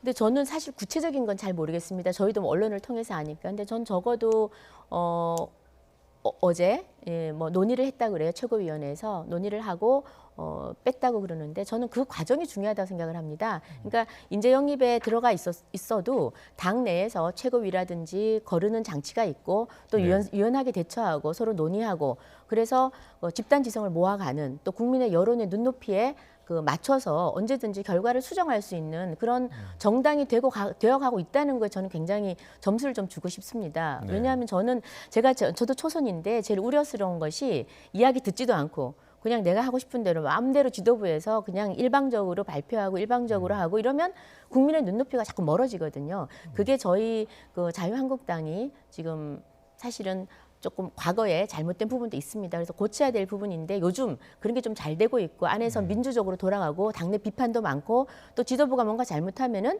의원들이 문제 제기도 하고 이렇게 뭔가 소통되고 있다는 게 요즘 좀 당이 뭔가 되려고 하는 게 아닌가라는 생각이 듭니다. 부적절한 인사였다는 걸러내는 시스템이 된다는 그거는 동의하시지만 그것이 걸러낸 것이 중요한 시스템이다, 이렇게. 부적절하다는 것에 대해서는 제가 함부로 얘기할 건 아닌 것 같고요. 여러분의 의견을 거쳐서 그렇게 아마 판단하시는 내부 의견이 있었고 그걸 당 지도부가 따랐다. 그 부분이 중요하다고 말씀하셨네요.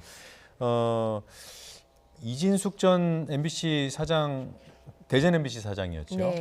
그 부분은 한때 그 MBC 사장이었던 김재철 씨의 입으로까지 불렸던, 그래서 언론계에서는 그 부역 언론인으로 이렇게 분류되기도 했던 그런 분인데 거기에 대한 부담은 없습니까? 글쎄요, 지금 제가 MBC도 그렇고 뭐 다른 여타 방송도 그렇지만 어느 정권이 바뀔 때마다 이 방송이나 언론이 소위 말하면 기조를 바꾸는 거, 이 부분에 대해서는 이제는 우리가 앞으로 정말 어떤 정권이든지 언론은 정말 공정한 언론으로서 역할을 해줘야 될 때가 아닌가 싶습니다. 그래서 그 이진숙 그 본부장, 그러니까 전 사장도 과거에 어떤 그 평가를 언론계에서 받았는 것과는 상관없이 저희가 지금 여성 언론 분야, 또 특히 여성 이어서 이번에 인재 영입을 했는데, 저는 그건 보기에 따라 또 다르다고 봅니다. 그러니까 평가가 다를 수 있다. 그러니까 평가가 여야가 공수가 바뀜에 따라 너무나 극단적 평가를 하는 게 있는 것 같아요. 그래서 향후에는 지금 뭐 우리 YTN도 마찬가지입니다만 이제는 정권 바뀌는 것과 상관없이 공정 보도를 좀 해주셨으면 좋겠고, 그 안에서 일하시는 분들도 이렇게 정권 바뀔 때마다 이렇게 정당을 아니요, 저는 그렇게 하고 있다고 봅니다. YTN은 그러니까 잘하고 있다고 보고요. 지금 말씀을 하시니까 이 이진숙 새로운 분에 대해서 그렇게 이제 어떻게 생각하면 특정 한쪽의 말씀을 듣고 지금 말씀을 하시니까 이것도 온당한지 안 한지 저 잘 모르겠습니다. 그게 이제 그렇게 한 시기에 규정됐던 사실이 있기 때문에 그 부분이 정당 입장에서 부담스럽지 않은지를 여쭤봤던 거고요. 제가 잠깐 말씀드려보겠습니다. 저는 그래서 적어도 공당 아닙니까? 그러면 뭔가 미래를 바라봐야 되고 21대 국회가 우리 국민들의 희망을 줄 수 있는 인물들로 채워져야 되거든요. 그런데 보면 아까 말씀하셨던 것처럼 정말 김재철이 입으로까지 불렸던 사람이고요. 몇몇 의원들 보면은 젊은 사람이라고 할지라도 광화문 집회 나가가지고 정말 되지도 않는 막말을 쏟아붓던 사람들도 있습니다. 그리고 이미 누가 그렇습니까? 뭐 이미 그 백경훈 씨 같은 경우는 젊은 사람입니다만 이미 그 한국당의 청년위원 아니었습니까? 그래서 정말 광화문 집회 같은 데서도 그런 얘기를 하셨던 분으로 제가 알고 있고요. 아니, 광화문에 혹시라도 무슨 얘기를 했는데요? 백경훈 씨가 막말을 했다는 막말, 어떤 말로 막말을 했죠? 혹시 오해될까봐 제가 예. 확인을 드리는 겁니다. 이분 같은 경우도 정말 이렇게 뭐 조국 장관 임명에 반대하는 집회 연사로 가가지고 그런 부분들에서 정말 이렇게 거침없는 언사들을 했던 것으로 제가 알고 있습니다. 그래서 그런 부분들에 대해서 좀 이렇게 왜 이런 부분들을 애써서 고를까 싶은 겁니다. 저는 국민들에게 희망을 줄 수 있고 공정과 정의를 그렇게 외쳤으면은 여기에 부합해서 누가 봐도 정말 공정하고 정의를 잘 실현시킬 수 있는 사람으로 해야 되는데 그런 젊고 유능한 인물 발탁보다는 오히려 이 현 정부와 각을 세울 수 있는 적대감과 분노감을 표출할 수 있는 인물이 중심이 되는 것 같아요. 저는 예. 그런 의미에서 네. 이번에 좀 이렇게 인사가 이 조국 장관 낙마에 대해서 표창장을 주고 뭐 상금을 주고 그다음에 이 패스트트랙 수사 대상자 범죄자들에게 공천점 가산점을 줬던 것 그리고 또 대통령 풍자 만화에 이어가지고 또 하나의 자책구를 한국당이 이 인재 영입을 통해서 또 하나의 자책구를 넣고 있는 건 아닌가. 네, 안타까운 제가 사실관계만 마음이. 정리하면은 네. 공천 가산점을 주진 않았고요. 그런 얘기가 나왔다가 거기 이제 공식적으로 철회를 한 거고요. 그리고 패스트트랙 수사 대상자이지 범죄자는 아니고요. 네, 실수하신 것 같은데 하여튼 그런 부분까지도 지금 하도 민감하니까 제가 정리를 했습니다. 아유, 너무 감사합니다. 정리를 딱딱 해주시네요. 아니 근데 저희가 뭐 다 맞다고 치자고요. 뭐 패스트트랙 의원들 60명 잘못됐고 또 뭐 가산점 준다고 설왕설래한 것도 잘못 모든 걸 다 합쳐봐야 조국 장관 임명이나 조국이 한 행태에 비하면 조족지혈입니다. 그 문제에 대해서 젊은 청년이 광화문 광장에 가서 정의를 부르짖고 잘못된 조국 임명에 대해서 비판을 한 게 왜 막말입니까? 그리고 이런 젊은 청년들 우리 당에서 필요합니다. 그런 청년들 저희가 인재 영입하는 게 뭐가 잘못이라는 말입니까? 그리고 아니 잠깐 들어보세요. 잠깐 들어보세요. 아니 한국 당원이면 어떻습니까? 이미 한국당 청년위원인데 그 인재 영입이라고 포장하는 게 좀 청년위원이면 어떻습니까? 인재 영입이라고 포장하는 거는 과하신 인재 것 같은데. 영입과 공천을 잘 구별하셔야 되는데요. 인재 영입은 지금 이 안에서 지금 소위 말하면 이번 총선에서 본인이 뭐 이번에 인재 영입했다 공천이 된 게 아니고요. 앞으로 그 지역이 어느 지역이 있는지 가서 뛰어야 됩니다. 그 안에서 경쟁을 해서 국민의 평가를 받아야 됩니다. 제가 지금 드리고 싶은 말씀은 다 아시겠지만 지금 백경훈 씨 이분도 오죽하면은 조국 사태 때 그 광화문에서 집회할 때 연설을 했다고 해서 소위 공정을 부르짖었다고 해서 조국을 비판했다고 해서 그날 반듯한 아버지 밑에서 자랐더라면 숫골에 마이크를 잡지 않았을 것이라고 YTN 변상욱 앵커가 이런 말씀을 하셨어요. 제가 알기로는 이 변상욱 앵커가 아마 그 이후로 잠시 방송을 쉰 걸로 알고 있는데 이 청년도 호르머니 밑에서 힘들게 자란 사람입니다. 소위 말하면 조국 같은 아버지가 없었던 사람이에요. 그래서 거기서 부르짖은 걸 이런 식으로 지금 마치 뭐 막말을 했다고 하고 이런 거는 굉장히 잘못된 평가 같고요. 저는 이 백경훈 이 친구도 젊은 친구고 또 총학생 회장도 했고요. 대학교에서 쭉쭉 나름대로는 그 대학생들 입장을 대변하면서 쭉 정치 활동을 해왔습니다. 그런 친구를 저희 당에서 영입하는 것은 전 청년의 또 다른 입으로 역할을 할 수 있다고 생각을 합니다. 지금 우리 왜 저희 당의 입장에서는 또 그렇게 볼 수 있는 거죠. 두 분이 하도 입장이 다르시니까 제가 왔다 갔다 이름을 헷갈릴 때도 있는데 아무튼요.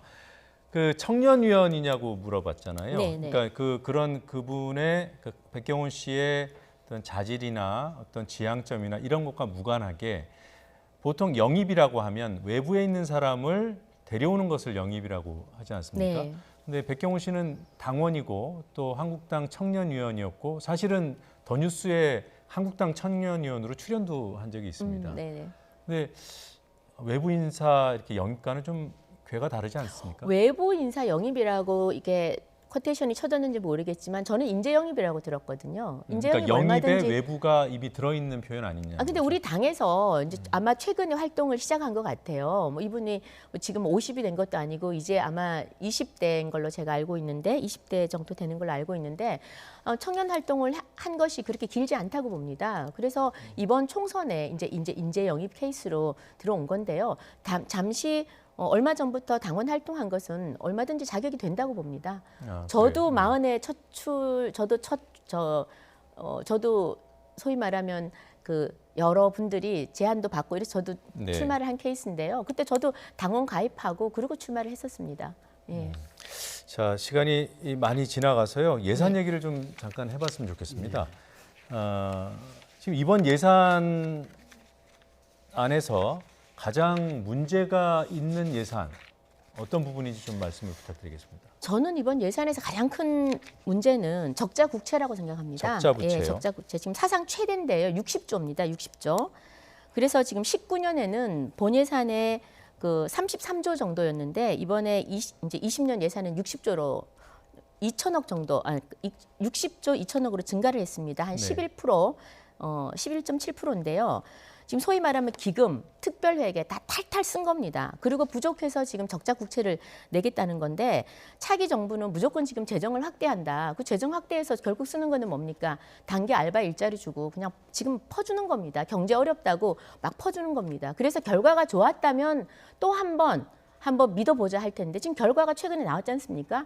비정규직이 지금 뭐 통계청 말 다 변명 다 들어준다 하더라도 35만 명이 늘었고 정규직이 줄었습니다. 그만큼 일자리 돈을 퍼부어넣는데도 안 된다는 소리거든요. 지금 경제는 점점점 기계가 멈춰가고 있고요. 그래서 이렇게 빚내 가지고 하는 거는 맞지 않다고 보고요. 그다음 세금 일자리가 제일 문제입니다. 이번에도 정책 기조를 바꾸라고 지금 한국당에서는 3년 내내 지금 그 소주성, 소위 말하는 소득 주도 성장 이거 경제 정책 전환을 하라고 그러는데 그것은 그대로 유지하고 지금 세금 일자리만 올해도 내년에도 25조를 퍼붓겠다는 겁니다. 그래서 네, 좀 짧게 부탁드릴게요. 네네. 그래서 이렇게 지금 단기 예산이 알바 워낙 지금 방대해서 다 단기 얘기할 수는 알바 없고요. 일자리만 이렇게 양산하는 이런 식으로 돈을 넣는 거에 대해서는 굉장히 저희가 지금 우려를 표하고요. 네, 그다음에 알겠습니다. 빚내서 하는 예산 이 부분만큼은 이번 예산 심사할 때 저희가 좀 철저히 심사를 할 생각입니다. 네, 그럼 그 부분만 좀 말씀해 주시죠. 이게 적자 부채라고 표현해 주셨는데 그 부분이 꼭 필요합니까? 제가 봐서는 지금 우리나라 경제가 굉장히 좀 이렇게 성장률이 좀 점점 떨어지고 있지 않습니까? 예. 그래서 잠재 성장률이 좀 떨어지고 있는 상황이고 미중 무역 간의 갈등이라든지 일본의 수출 규제 등으로 굉장히 대외 여건도 안 좋은 상황입니다. 그리고 네. 굉장히 저출산과 급격한 고령화로 인해서 15세에서 64세의 생산 가능 인구도 줄고 있는 상황입니다. 이런 상황에서 성장의 잠재력을 확충하고 혁신 성장의 기반을 넓히기 위해서는 재정의 적극적인 역할이 필요하지 않나 생각이 들고요. 네. 또 이런 과정에서 정말 떨어져 나오는 분들을 위한 사회 안전망도 튼튼하게 만들어야 됩니다. 이럴 때 재정의 역할이 해줘야 된다. 그렇기 때문에 이건 저는 이 재정의 역할이 곧 미래에 대한 저는 투자라고 생각이 들고요. 예. 우리나라 같은 경우는 국가 부채가 한 40%가 안 됩니다.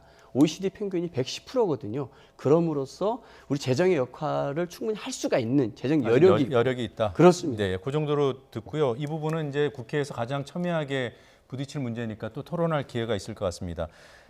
저희가 오늘 사실은 그 뭐 밀실 예산이라고도 하고요, 쪽지 예산이라고도 예산, 하고. 네. 이제 그런 것이 이루어지는 공간이 그 예결위 밑에 소위 밑에 소소위가 네, 있잖아요. 네. 그러니까 교섭단체들끼리만 한 명씩 들어가서 그래서 이제 비공개로 회의를 하고 속기록도 안 남고 그렇습니다. 그거 개선 못 하나요? 짧게 한 20-30초씩만 말씀해 주시죠. 일단 소소위는 일단 법적인 근거가 없는 조직입니다. 그럼 민주당이 하지 말자 하면 되잖아요. 예, 그런데도 불구하고 국회 예산 협상을 하는 과정에 보면은 이 개수 조정 소위에서 모든 게 끝나서 네. 예결위에서 이제 결의가 돼서 본회의로 넘어와야 되는데 이게 안 되거든요. 그러다 보니까 결국 위원장과 뭐 여야 간사들이 모여가지고 이 문제를 해결하고 있는데 저는 이게 정말 나쁜 방법이라고 생각하고요. 나쁘다고는 평가를 저는 없애야 하시는데 된다고 생각합니다. 한국당 입장은 어떤가요? 한국당 입장 제 입장을 말씀드릴게요. 네. 이게 여기에 대한 당 입장은 없다, 뭐 특별한 건 없다고 보는데 저는 이 근본적인 변화가 있어야 된다고 생각을 합니다. 이 소소위가 있는 이유는요. 500조 숫자 조정, 미세 조정하는 겁니다. 네. 굉장히 힘듭니다. 그런데 여기에 모든 의원들이 자기 지역구 예산을 넣고 싶어 합니다. 당연한 겁니다. 왜? 모든 정부가 지역구에 있는 문제들을 다 알 수가 없습니다. 따라서 저는 이제는 예산 편성 과정에 국회의원이 충분히 예산을 넣을 수 있는 기능을 제도적으로 저는 마련해야 된다고 봅니다. 그게 우선이다? 네, 그게 우선이 돼야만이 그럼 지금 이런 소소위는 어쩔 수 없다라고 어쩔 수 없는 겁니다. 그래서 네. 이거는 폐해를 최대한 줄이는 걸로 그렇게 할 수밖에 없다고 봅니다. 네, 올해 어떻게 진행될지 뭐 간단히 참고사항만 말씀드리면 국회의장사나 국회혁신자문위원회에서 지난 5월 중순에 이걸 없애는 방향으로 국회법 개정안을 제안했지만 지금 뭐 여야 모두 호응을 안 하니까 꽉 막혀 있는 그런 상태라는 점 말씀드리면서 오늘 토론은 마무리하겠습니다. 두 분 말씀 잘 들었습니다. 감사합니다. 감사합니다.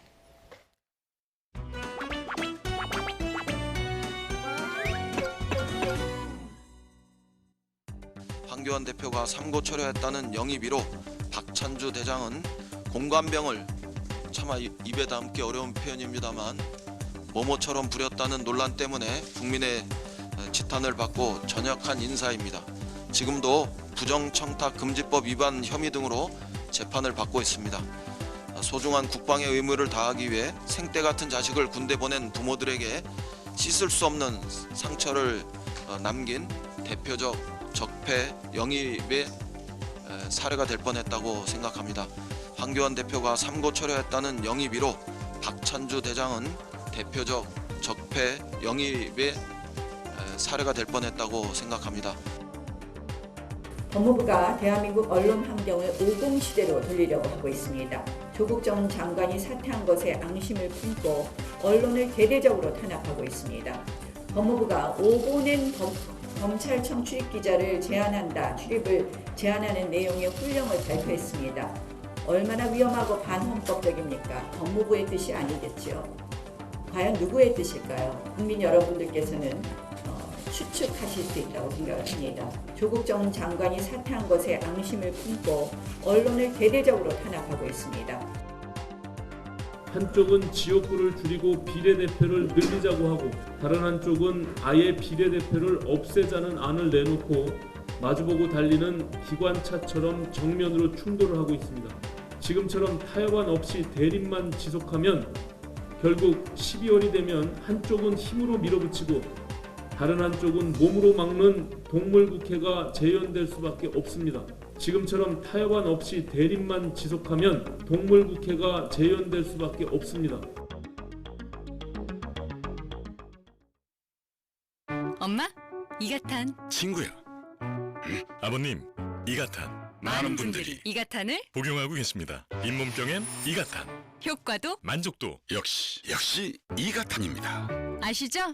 이가탄. 박소연의 1644 천사 플라워 천사 박소연의 1644 천사 플라워 천사 1644 천사 꽃배달을 천사 3번 주문 시 한 번이 무료 박소연의 1644 천사 플라워 전화줘.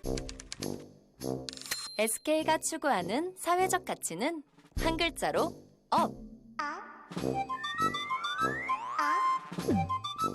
사회의 고민들을 기업이 도전할 업으로 바라보며 사회와 기업의 행복을 함께 업시키는 이것이 SK가 추구하는 사회적 가치입니다. 함께 행복하도록 OK SK. 김정은 북한 국무위원장이 모친상을 당한 문재인 대통령에게 어제 판문점을 통해 조의문을 보내왔습니다. 조의문에는 고인에 대한 추모와 애도, 문 대통령에 대한 위로의 메시지가 담겼다고 청와대는 밝혔습니다. 자유한국당은 황교안 대표 취임 후 처음으로 이진숙 전 대전 MBC 사장 등 영입 인사 8명을 발표했습니다. 논란이 됐던 박찬주 전 육군대장은 영입이 보류됐습니다. 민주당도 곧 인재영입위원회를 출범시켜 총선 인재 발굴에 나섭니다. 조국 전 장관 동생의 영장심사가 시작됐습니다. 운동학원 교사 채용 대가로 돈을 받은 혐의, 100억 원대 위장 소송을 한 혐의 등을 놓고 검찰과 변호인 측에 공방이 오가고 있습니다. 영장 발부 여부는 오늘 밤 늦게 결정될 것으로 보입니다. 정부가 오는 2030년까지 수도권 광역 거점들 사이의 통행 시간을 30분대로 단축하고 통행 비용과 환승 시간도 최대 30% 줄이기로 했습니다. 이를 위해 광역 교통망이 철도 중심으로 확대 개편되고 지하철과 광역버스 등도 대폭 확충됩니다. 지난 9월 생산과 소비가 동반 감소했습니다. 특히 내수 부진으로 소비는 1년 9개월 만에 가장 큰 폭으로 줄었습니다. 하지만 반도체 제조기계 등의 설비 투자가 늘면서 투자는 4개월 연속 증가세를 이어갔습니다. 지하철 요금 인상으로 촉발된 반정부 시위가 격화되면서 칠레 정부가 아시아태평양 경제협력체 APEC 정상회의 개최를 포기했습니다. 당장 다음 달 한일 정상회담 추진과 미중 무역협상 서명 등 각국의 정상외교 일정이 차질을 빚게 됐습니다. 문재인 대통령의 어머니 강한옥 여사의 장례 절차가 마무리된 가운데 김정은 북한 국무위원장이 문 대통령에게 조의문을 보내왔습니다. 김 위원장의 조의문은 어제 오후 윤건영 청와대 국정기획상황실장이 직접 판문점을 통해 북측으로부터 전달받은 뒤 문 대통령에게 전해졌습니다. 취재기자 연결해서 알아보죠. 김영수 기자. 네, 부산 남천 성당입니다. 네, 김 위원장이 보낸 조의문 내용이 공개됐습니까? 네, 자세한 내용은 아직 공개되지 않고 있습니다. 청와대 고민정 대변인은 조금 전에 김정은 북한 국무위원장이 조의문을 보내왔다는 사실을 밝혔습니다. 고 대변인은 김 위원장이 고 강한옥 여사의 별세에 애도를 표하고 문 대통령께 위로의 메시지를 전했다고 설명했습니다. 또 조의문은 어제 오후 판문점을 통해 전달받았고 밤 늦은 시각 빈소가 차려진 부산 남천 성당에서 문 대통령에게 직접 전달됐다고 소개했습니다. 이와 관련해 김 위원장의 조의문은 윤건영 청와대 국정기획상황실장이 판문점에서 직접 전달받은 뒤에 윤 실장이 빈소를 찾아 문 대통령에게 전한 것으로 확인됐습니다. 윤 실장은 어젯밤 부산 남천 성당의 빈소를 찾아 20분 정도 머무른 뒤 돌아갔습니다. 윤 실장은 지난 6월 이희호 여사 별세 때도 판문점에서 북측의 조전을 받는 역할을 했습니다. 당시에는 김정은 위원장의 동생인 김여정 북한 노동당 제1부부장이 직접 조전을 전달했는데 청와대는 이번에 친서를 전달한 사람은 김 부부장은 아니라고 밝혔습니다. 문 대통령 최측근이자 청와대 고위급 인사인 윤건영 실장이 판문점에서 북측 고위급 인사로부터 조의문을 전달받은 건 사실상 지난 6월 말 판문점 남북미 정상회동 이후 첫 남북 간 고위급 접촉으로도 볼 수 있습니다. 이에 따라 북측의 조의문 전달이 향후 남북 대화에 어떤 영향을 미칠지도 주목됩니다. 장례 절차를 모두 마친 문 대통령은 오늘 저녁 청와대로 돌아와 국정에 복귀할 것으로 보입니다. 지금까지 부산 남천 성당 앞에서 YTN 김영수입니다. 네, 한국당이 황교안 대표 취임 이후 처음으로 내년 총선을 대비한 인재를 영입해 환영 행사를 열었습니다. 하지만 직접 영입에 공을 들인 대표가 공을 들였던 박찬주 전 육군대장이 공관병 갑질 논란 등 당 안팎의 비판 때문에 막판에 빠지게 됐습니다. 취재기자 연결하죠. 조은지 기자. 네, 국회입니다. 네, 박찬주 전 대장은 보류입니까? 철회입니까? 네, 황교안 대표는 일단 말을 아꼈습니다. 나중에 설명을 드릴 텐데요. 오늘 오전에 인재 영입 환영식이 있었는데 소문난 잔치였지만 박찬주 전 대장이 논란 끝에 빠지면서 이래저래 뒷말이 많았습니다. 일단 오늘 영입된 명단을 보시면 이진숙 전 MBC 기자와 윤창현 서울시립대 교수, 또 그룹 엑소의 멤버 수호의 아빠로 유명한 김용하 순천향대 교수 등 모두 8명이 한국당에 영입됐습니다. 1호 영입 인재로 관심을 끌었던 박찬주 전 육군 대장과 안병길 전 부산일보 사장은 결국 빠졌습니다. 오늘 환영식에서 한국당이 만든 캐릭터 옳은소리 가족이 인형극으로 명단을 한 명씩 소개했고 황교안 대표가 빨간 점퍼를 입혀주면서 분위기를 띄웠습니다. 황 대표는 인재들과 함께 혁신과 변화, 통합으로 국민 신뢰와 당 경쟁력을 높여 문재인 정부의 폭정을 막겠다고 각오도 다졌습니다. 하지만 중량감 있고 참신한 인사들이 입당을 거부하거나 시기를 미루는 등 어려움이 있었고 특히 공관병 갑질 논란이 있는 박찬주 전 대장을 충분한 조율 없이 영입을 추진하면서 내부 반발도 그대로 노출했습니다. 황 대표, 문재인 정부 적폐몰이의 대표적 인물로 박 전 대장을 보고 있는데 영입을 완전히 취소한 거냐 이런 물음에 발끈하기도 했습니다. 박찬주 대장을 영입 발표해서 배제하신 것은 가장 큰 이유가 뭔가요? 지금 내 말씀 들었습니까? 배제라니요. 정말 귀한 분이에요. 뭐 그걸 리더십의 상처라고 하면 저에게 남아있는 리더십이 없을 겁니다. 네, 다른 당 시선은 싸늘한데 민주당 박찬대 원내대변인은 공관병 갑질 인사를 1호 영입으로 고려한 건 의전왕 황교안 대표다운 발상이라고 비꼬는 논평을 냈습니다. 정의당 윤소아 원내대표도 불공정한 사회를 막자고 하더니 갑질이나 하는 기득권 세력을 1호로 불렀다면서 퇴행적이고 오만방자한 행보라고 지적했습니다.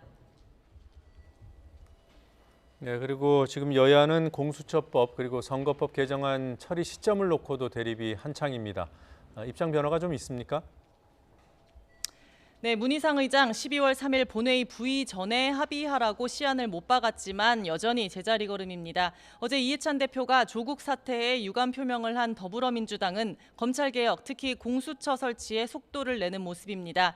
이인영 원내대표는 공수처는 선택이 아니라 필수라면서 검찰의 제 식구 감싸기와 전관예우 등 사법특권의 고리를 끊는 핵심은 공수처 설치라고 거듭 강조했습니다. 또 공수처에 찬성하는 여론이 62%일 정도로 국민적 판단은 이미 끝났다고도 밝혔습니다. 반면 공수처 반대 주장을 굽히지 않는 한국당 나경원 원내대표는 법무부가 오보를 낸 언론사의 검찰 출입을 제한하는 훈령을 추진하는 것에 대해 사법부가 조국 복수로 언론을 탄압한다고 비판했습니다. 초헌법적이고 초자유민주주의적 발상을 묵과할 수 없다면서 국민의 알 권리와 권력에 대한 감시를 자의적으로 판단하고 언론에 재갈을 물리는 거라며 날을 세웠습니다. 거대 양당의 평행선 속에 바른미래당 오신환 원내대표는 한국당이 공수처에 기소권 없이 수사권만 주는 반부패 수사청이라면 고려해 볼 수 있다고 했다면서 여당의 대승적인 결단을 촉구했습니다. 지금까지 국회에서 YTN 조은지입니다.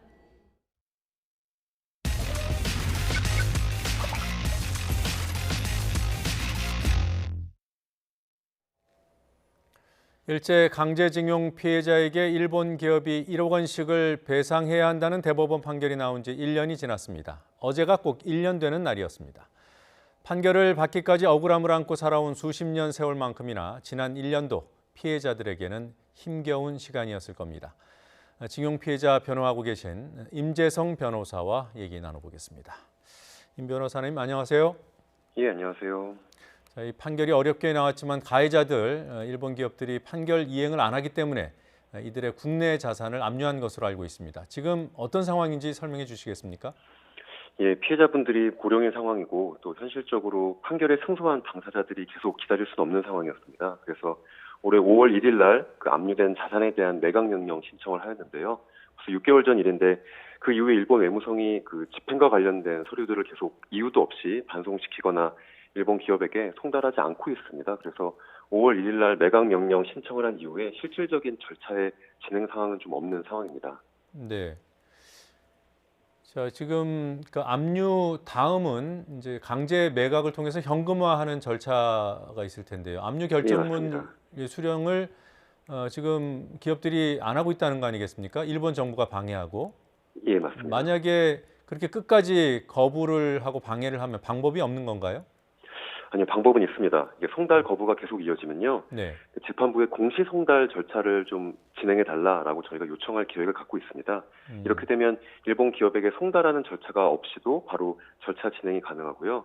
그 집행 사건은 아니지만 다른 본안 사건에서 미쯔비시 중공업을 상대로 한 대법원 사건에서 이렇게 또 일본 외무성이 송달을 거부하자 바로 공시 송달 절차로 일본 기업에게 송달 없이 재판을 진행하고 있는 사례도 있긴 합니다. 네. 시간이 좀 걸릴 뿐이지 뭐 강제 매각까지 갈 수 있다, 현금화할 수 있다 이런 말씀이군요. 예, 맞습니다. 네.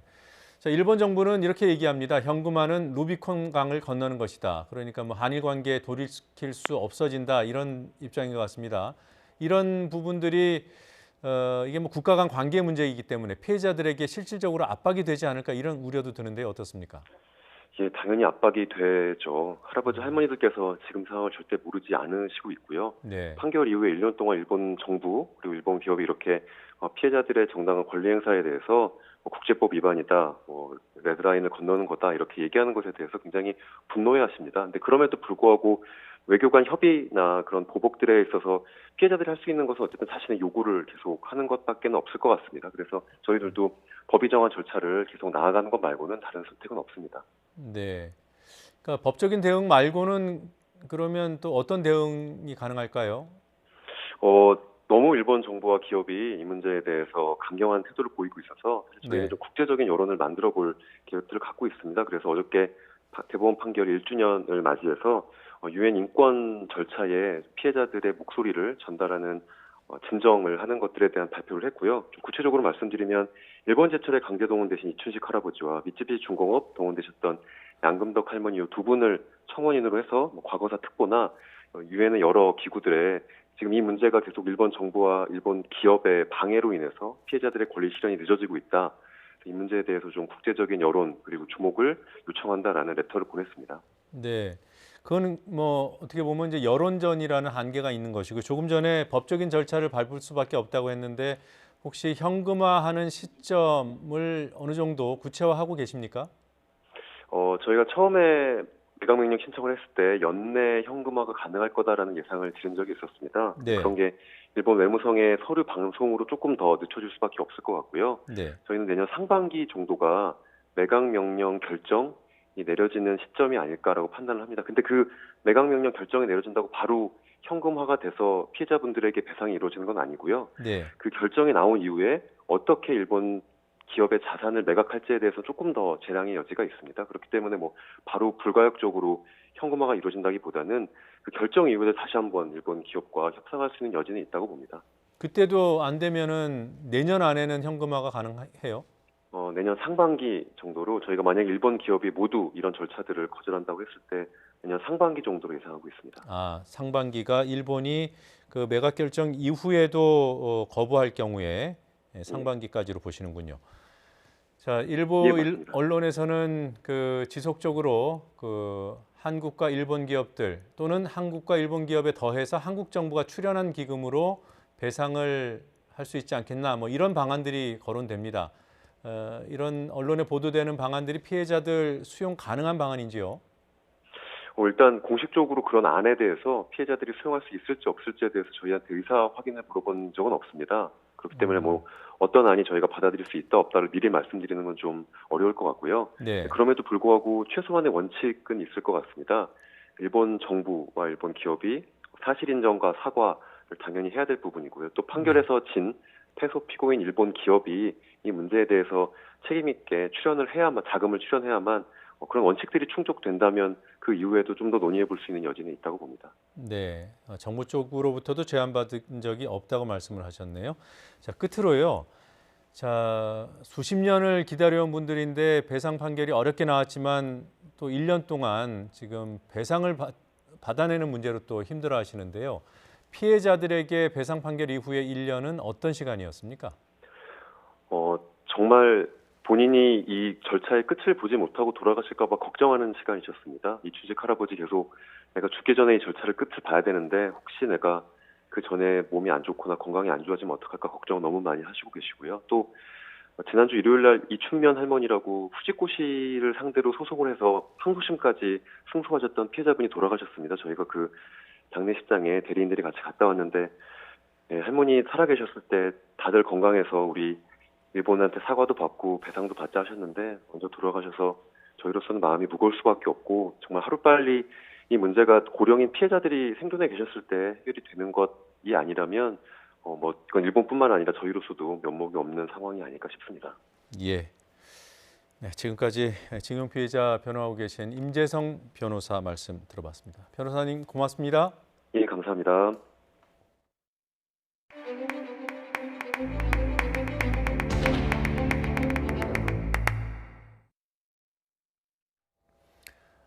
우리 경제 3대 축이죠.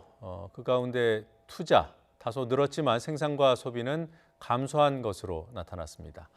특히 소비는 1년 9개월 만에 가장 크게 줄어서 내수 부진이 이어지는 상황이 그대로 반영됐습니다. 취재기자 연결해서 알아보겠습니다. 김평정 기자. 네, 경제부입니다. 네, 투자가 늘어난 것은 다행이고요. 생산과 소비가 줄어서 경기 지표는 전반적으로 보면 혼조세다 이렇게 볼 수 있을까요? 네, 일단 생산과 소비가 동시에 감소했습니다. 지난달 전 산업 생산 지수가 전달보다 0.4% 줄었습니다. 신차 출시 등으로 자동차 생산이 늘어난 광공업에서는 증가했지만 서비스업에서는 크게 준 것이 전체 산업 생산을 끌어내렸습니다. 소비를 나타내는 소매 판매액 지수도 전달보다 2.2% 감소했습니다. 감소폭이 지난 2017년 12월 이후 1년 9개월 만에 가장 컸습니다. 올해 추석이 9월 초여서 명절 소비가 8월에 이미 이뤄진 영향에다가 연이은 태풍으로 외출이 줄면서 환절기에 옷도 많이 팔리지 않은 탓이 컸습니다. 다만 설비 투자는 반도체 제조용 기계를 포함해 산업기계 투자가 늘면서 전달보다 2.9% 증가했습니다. 설비 투자는 4개월 연속 증가세를 이어가고 있습니다.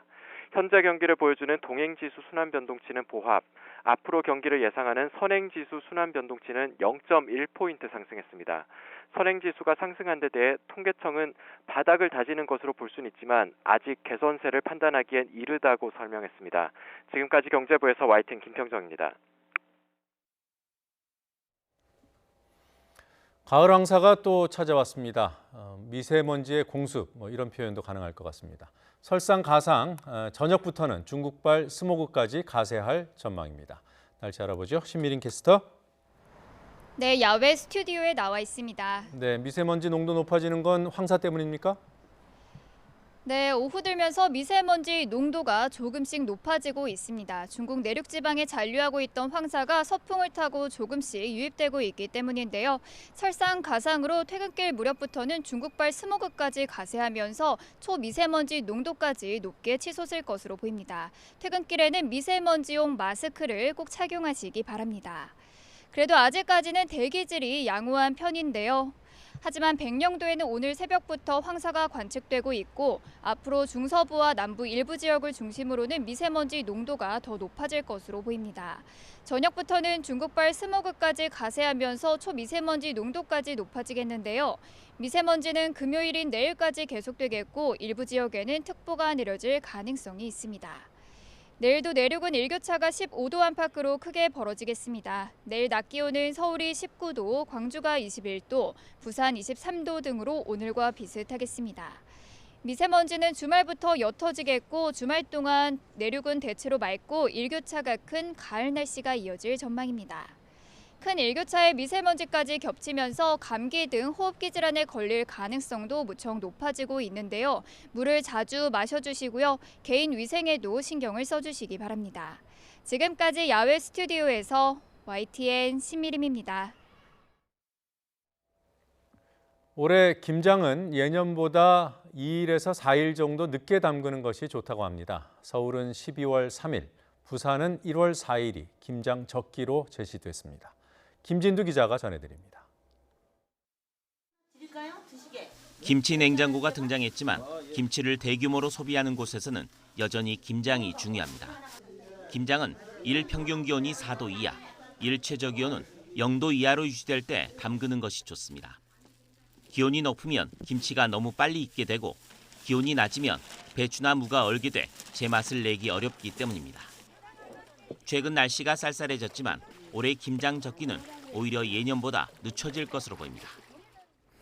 올해 11월 하순과 12월 상순 기온이 평년보다 다소 높을 것으로 예상되므로 올해 김장 적정 시기는 평년보다 2일에서 4일 늦을 것으로 예상됩니다.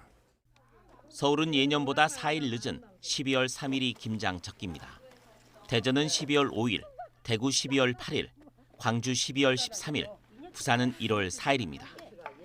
기후변화로 온도가 점차 상승하면서 김장 시기는 점점 더 늦춰지고 있습니다. 서울의 경우 1920년대에는 11월 21일이었지만 2010년대에는 12월 4일로 13일이나 늦어졌습니다. YTN 김윤우입니다. 금강산 관광 재개를 추진하는 시민사회단체가 300명 규모의 관광객을 모집해 금강산 개별 관광을 신청하기로 했습니다. 금강산 관광재개 범 강원도민운동본부는 강원도청에서 기자회견을 열고 금강산 방문을 희망하는 300명 정도를 모집해 2달 안에 통일부에 방북 신청을 하겠다고 밝혔습니다. 운동본부는 중국이나 유럽 관광객이 찾고 있는 것처럼 금강산 개별 관광은 대북 제재 대상이 아니라며 국민 염원을 모아 전국에서 방북단을 모집하겠다고 발표했습니다. 진범 논란에 휩싸인 화성 8차 살인 사건 당시에 경찰이 윤모 씨를 범인으로 몰기 위해 범행 현장 기록을 조작까지 한 정황이 YTN 취재 결과 확인됐습니다. 사건 현장에서 운동화 발자국이 발견됐다는 분명한 증언이 있었는데도 윤 씨를 잡고 나서는 맨발로 범행을 했다고 발표했습니다. 안윤학 기자의 단독 보도입니다. 지난 1988년 9월 13살 박모 양이 자신의 방 안에서 성폭행을 당한 뒤 숨진 채 발견됐습니다. 화성 8차 살인 사건입니다. 사건 발생 10개월 뒤 경찰은 윤모 씨를 체포하고 범인으로 특정해 재판에 넘겼습니다. 당시 경찰은 한쪽 다리가 불편했던 윤 씨가 슬리퍼를 신고 범행 현장까지 접근했다고 발표했습니다. 실제로 윤 씨의 1심 판결문에는 윤 씨가 방문 앞에서 신고 있던 슬리퍼를 벗었고 맨발로 방문을 가로막은 좌식 책상을 밟고 넘어갔다는 구체적인 수사 기록이 남아 있습니다. 하지만 YTN의 취재 결과 사건 발생 직후에 작성된 기록은 완전히 달랐습니다. 방 안에 있던 책상 위에는 범인이 침입할 때 남긴 운동화로 추정되는 발자국이 있었습니다. 박양 가족들은 이런 사실을 경찰에 알렸고 경찰도 진술을 빠짐없이 기록으로 남긴 것으로 파악됐습니다. 그런데도 경찰은 윤 씨를 체포한 뒤 발자국이 있었다는 중요한 증언을 깡그리 무시한 겁니다. 결국 윤 씨를 범인으로 몰기 위해 현장 기록까지 의도적으로 조작했다는 의혹이 제기되고 있습니다. 앞서 윤 씨의 재심을 준비하는 박준영 변호사도 경찰이 없는 증거를 만들어내고 있는 증거를 없앴다며 같은 취지의 입장을 밝혔습니다. 사건이 발생했을 당시에 파악한 현장의 모습을 10개월 뒤에 이제 윤모 씨가 잡혔을 때 왜곡했어요. 윤모 씨의 신체적 상황과 맞지 않거든요. 서류를 다 훑어봤다는 거예요. 처음부터 끝까지 봤는데 허당이라 이거야, 서류가. 자기네가 이해를 못하겠다는 거예요. 현재 수사본부도 이런 정황을 파악하고 집중 수사하는 것으로 알려졌습니다. 고문이나 강압 수사를 넘어 사건 현장 기록마저 조작한 것으로 확인되면 과거 경찰 수사에 대한 신뢰는 뿌리부터 흔들릴 수밖에 없을 것으로 보입니다. YTN 안윤학입니다.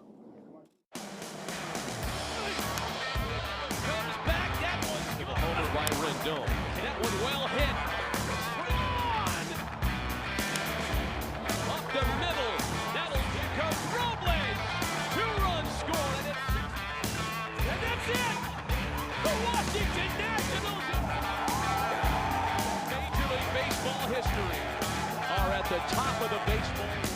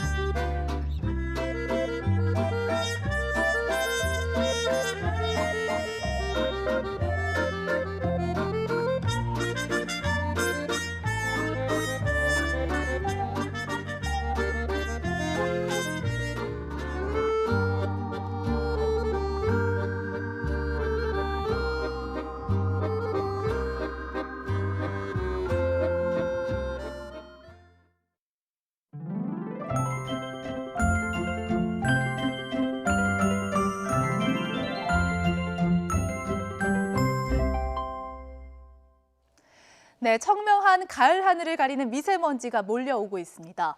중국에 잔류하던 황사의 일부가 유입되면서 미세먼지 농도가 높아지고 있는데요. 현재 서울의 미세먼지 농도 100일 마이크로그램까지 올라서 수도권 지역은 나쁨 수준을 보이고 있고요. 그 밖의 지역은 아직까지 보통 수준을 유지하고 있습니다. 하지만 오늘 퇴근길부터 상황이 더 악화될 것으로 보입니다. 황사에 이어서 저녁엔 중국발 스모그까지 유입되면서 중서부 지방을 중심으로 초미세먼지 농도까지 치솟겠습니다. 내일은 전국적으로 미세먼지와 초미세먼지 농도가 나쁨 수준까지 오르겠습니다. 미세먼지 마스크 준비하셔야겠습니다. 내일도 미세먼지를 씻어줄 비 소식은 없습니다. 아침까지 안개가 짙겠고요. 서리가 내리거나 산간엔 물이 어는 곳도 있겠습니다. 내일 아침도 쌀쌀하겠습니다. 서울의 기온이 9도로 시작하겠고요. 낮 기온은 20도 안팎까지 올라서 일교차가 크겠습니다. 지금까지 날씨 정보였습니다. 더 뉴스 마치겠습니다. 내일 뵙겠습니다. 고맙습니다.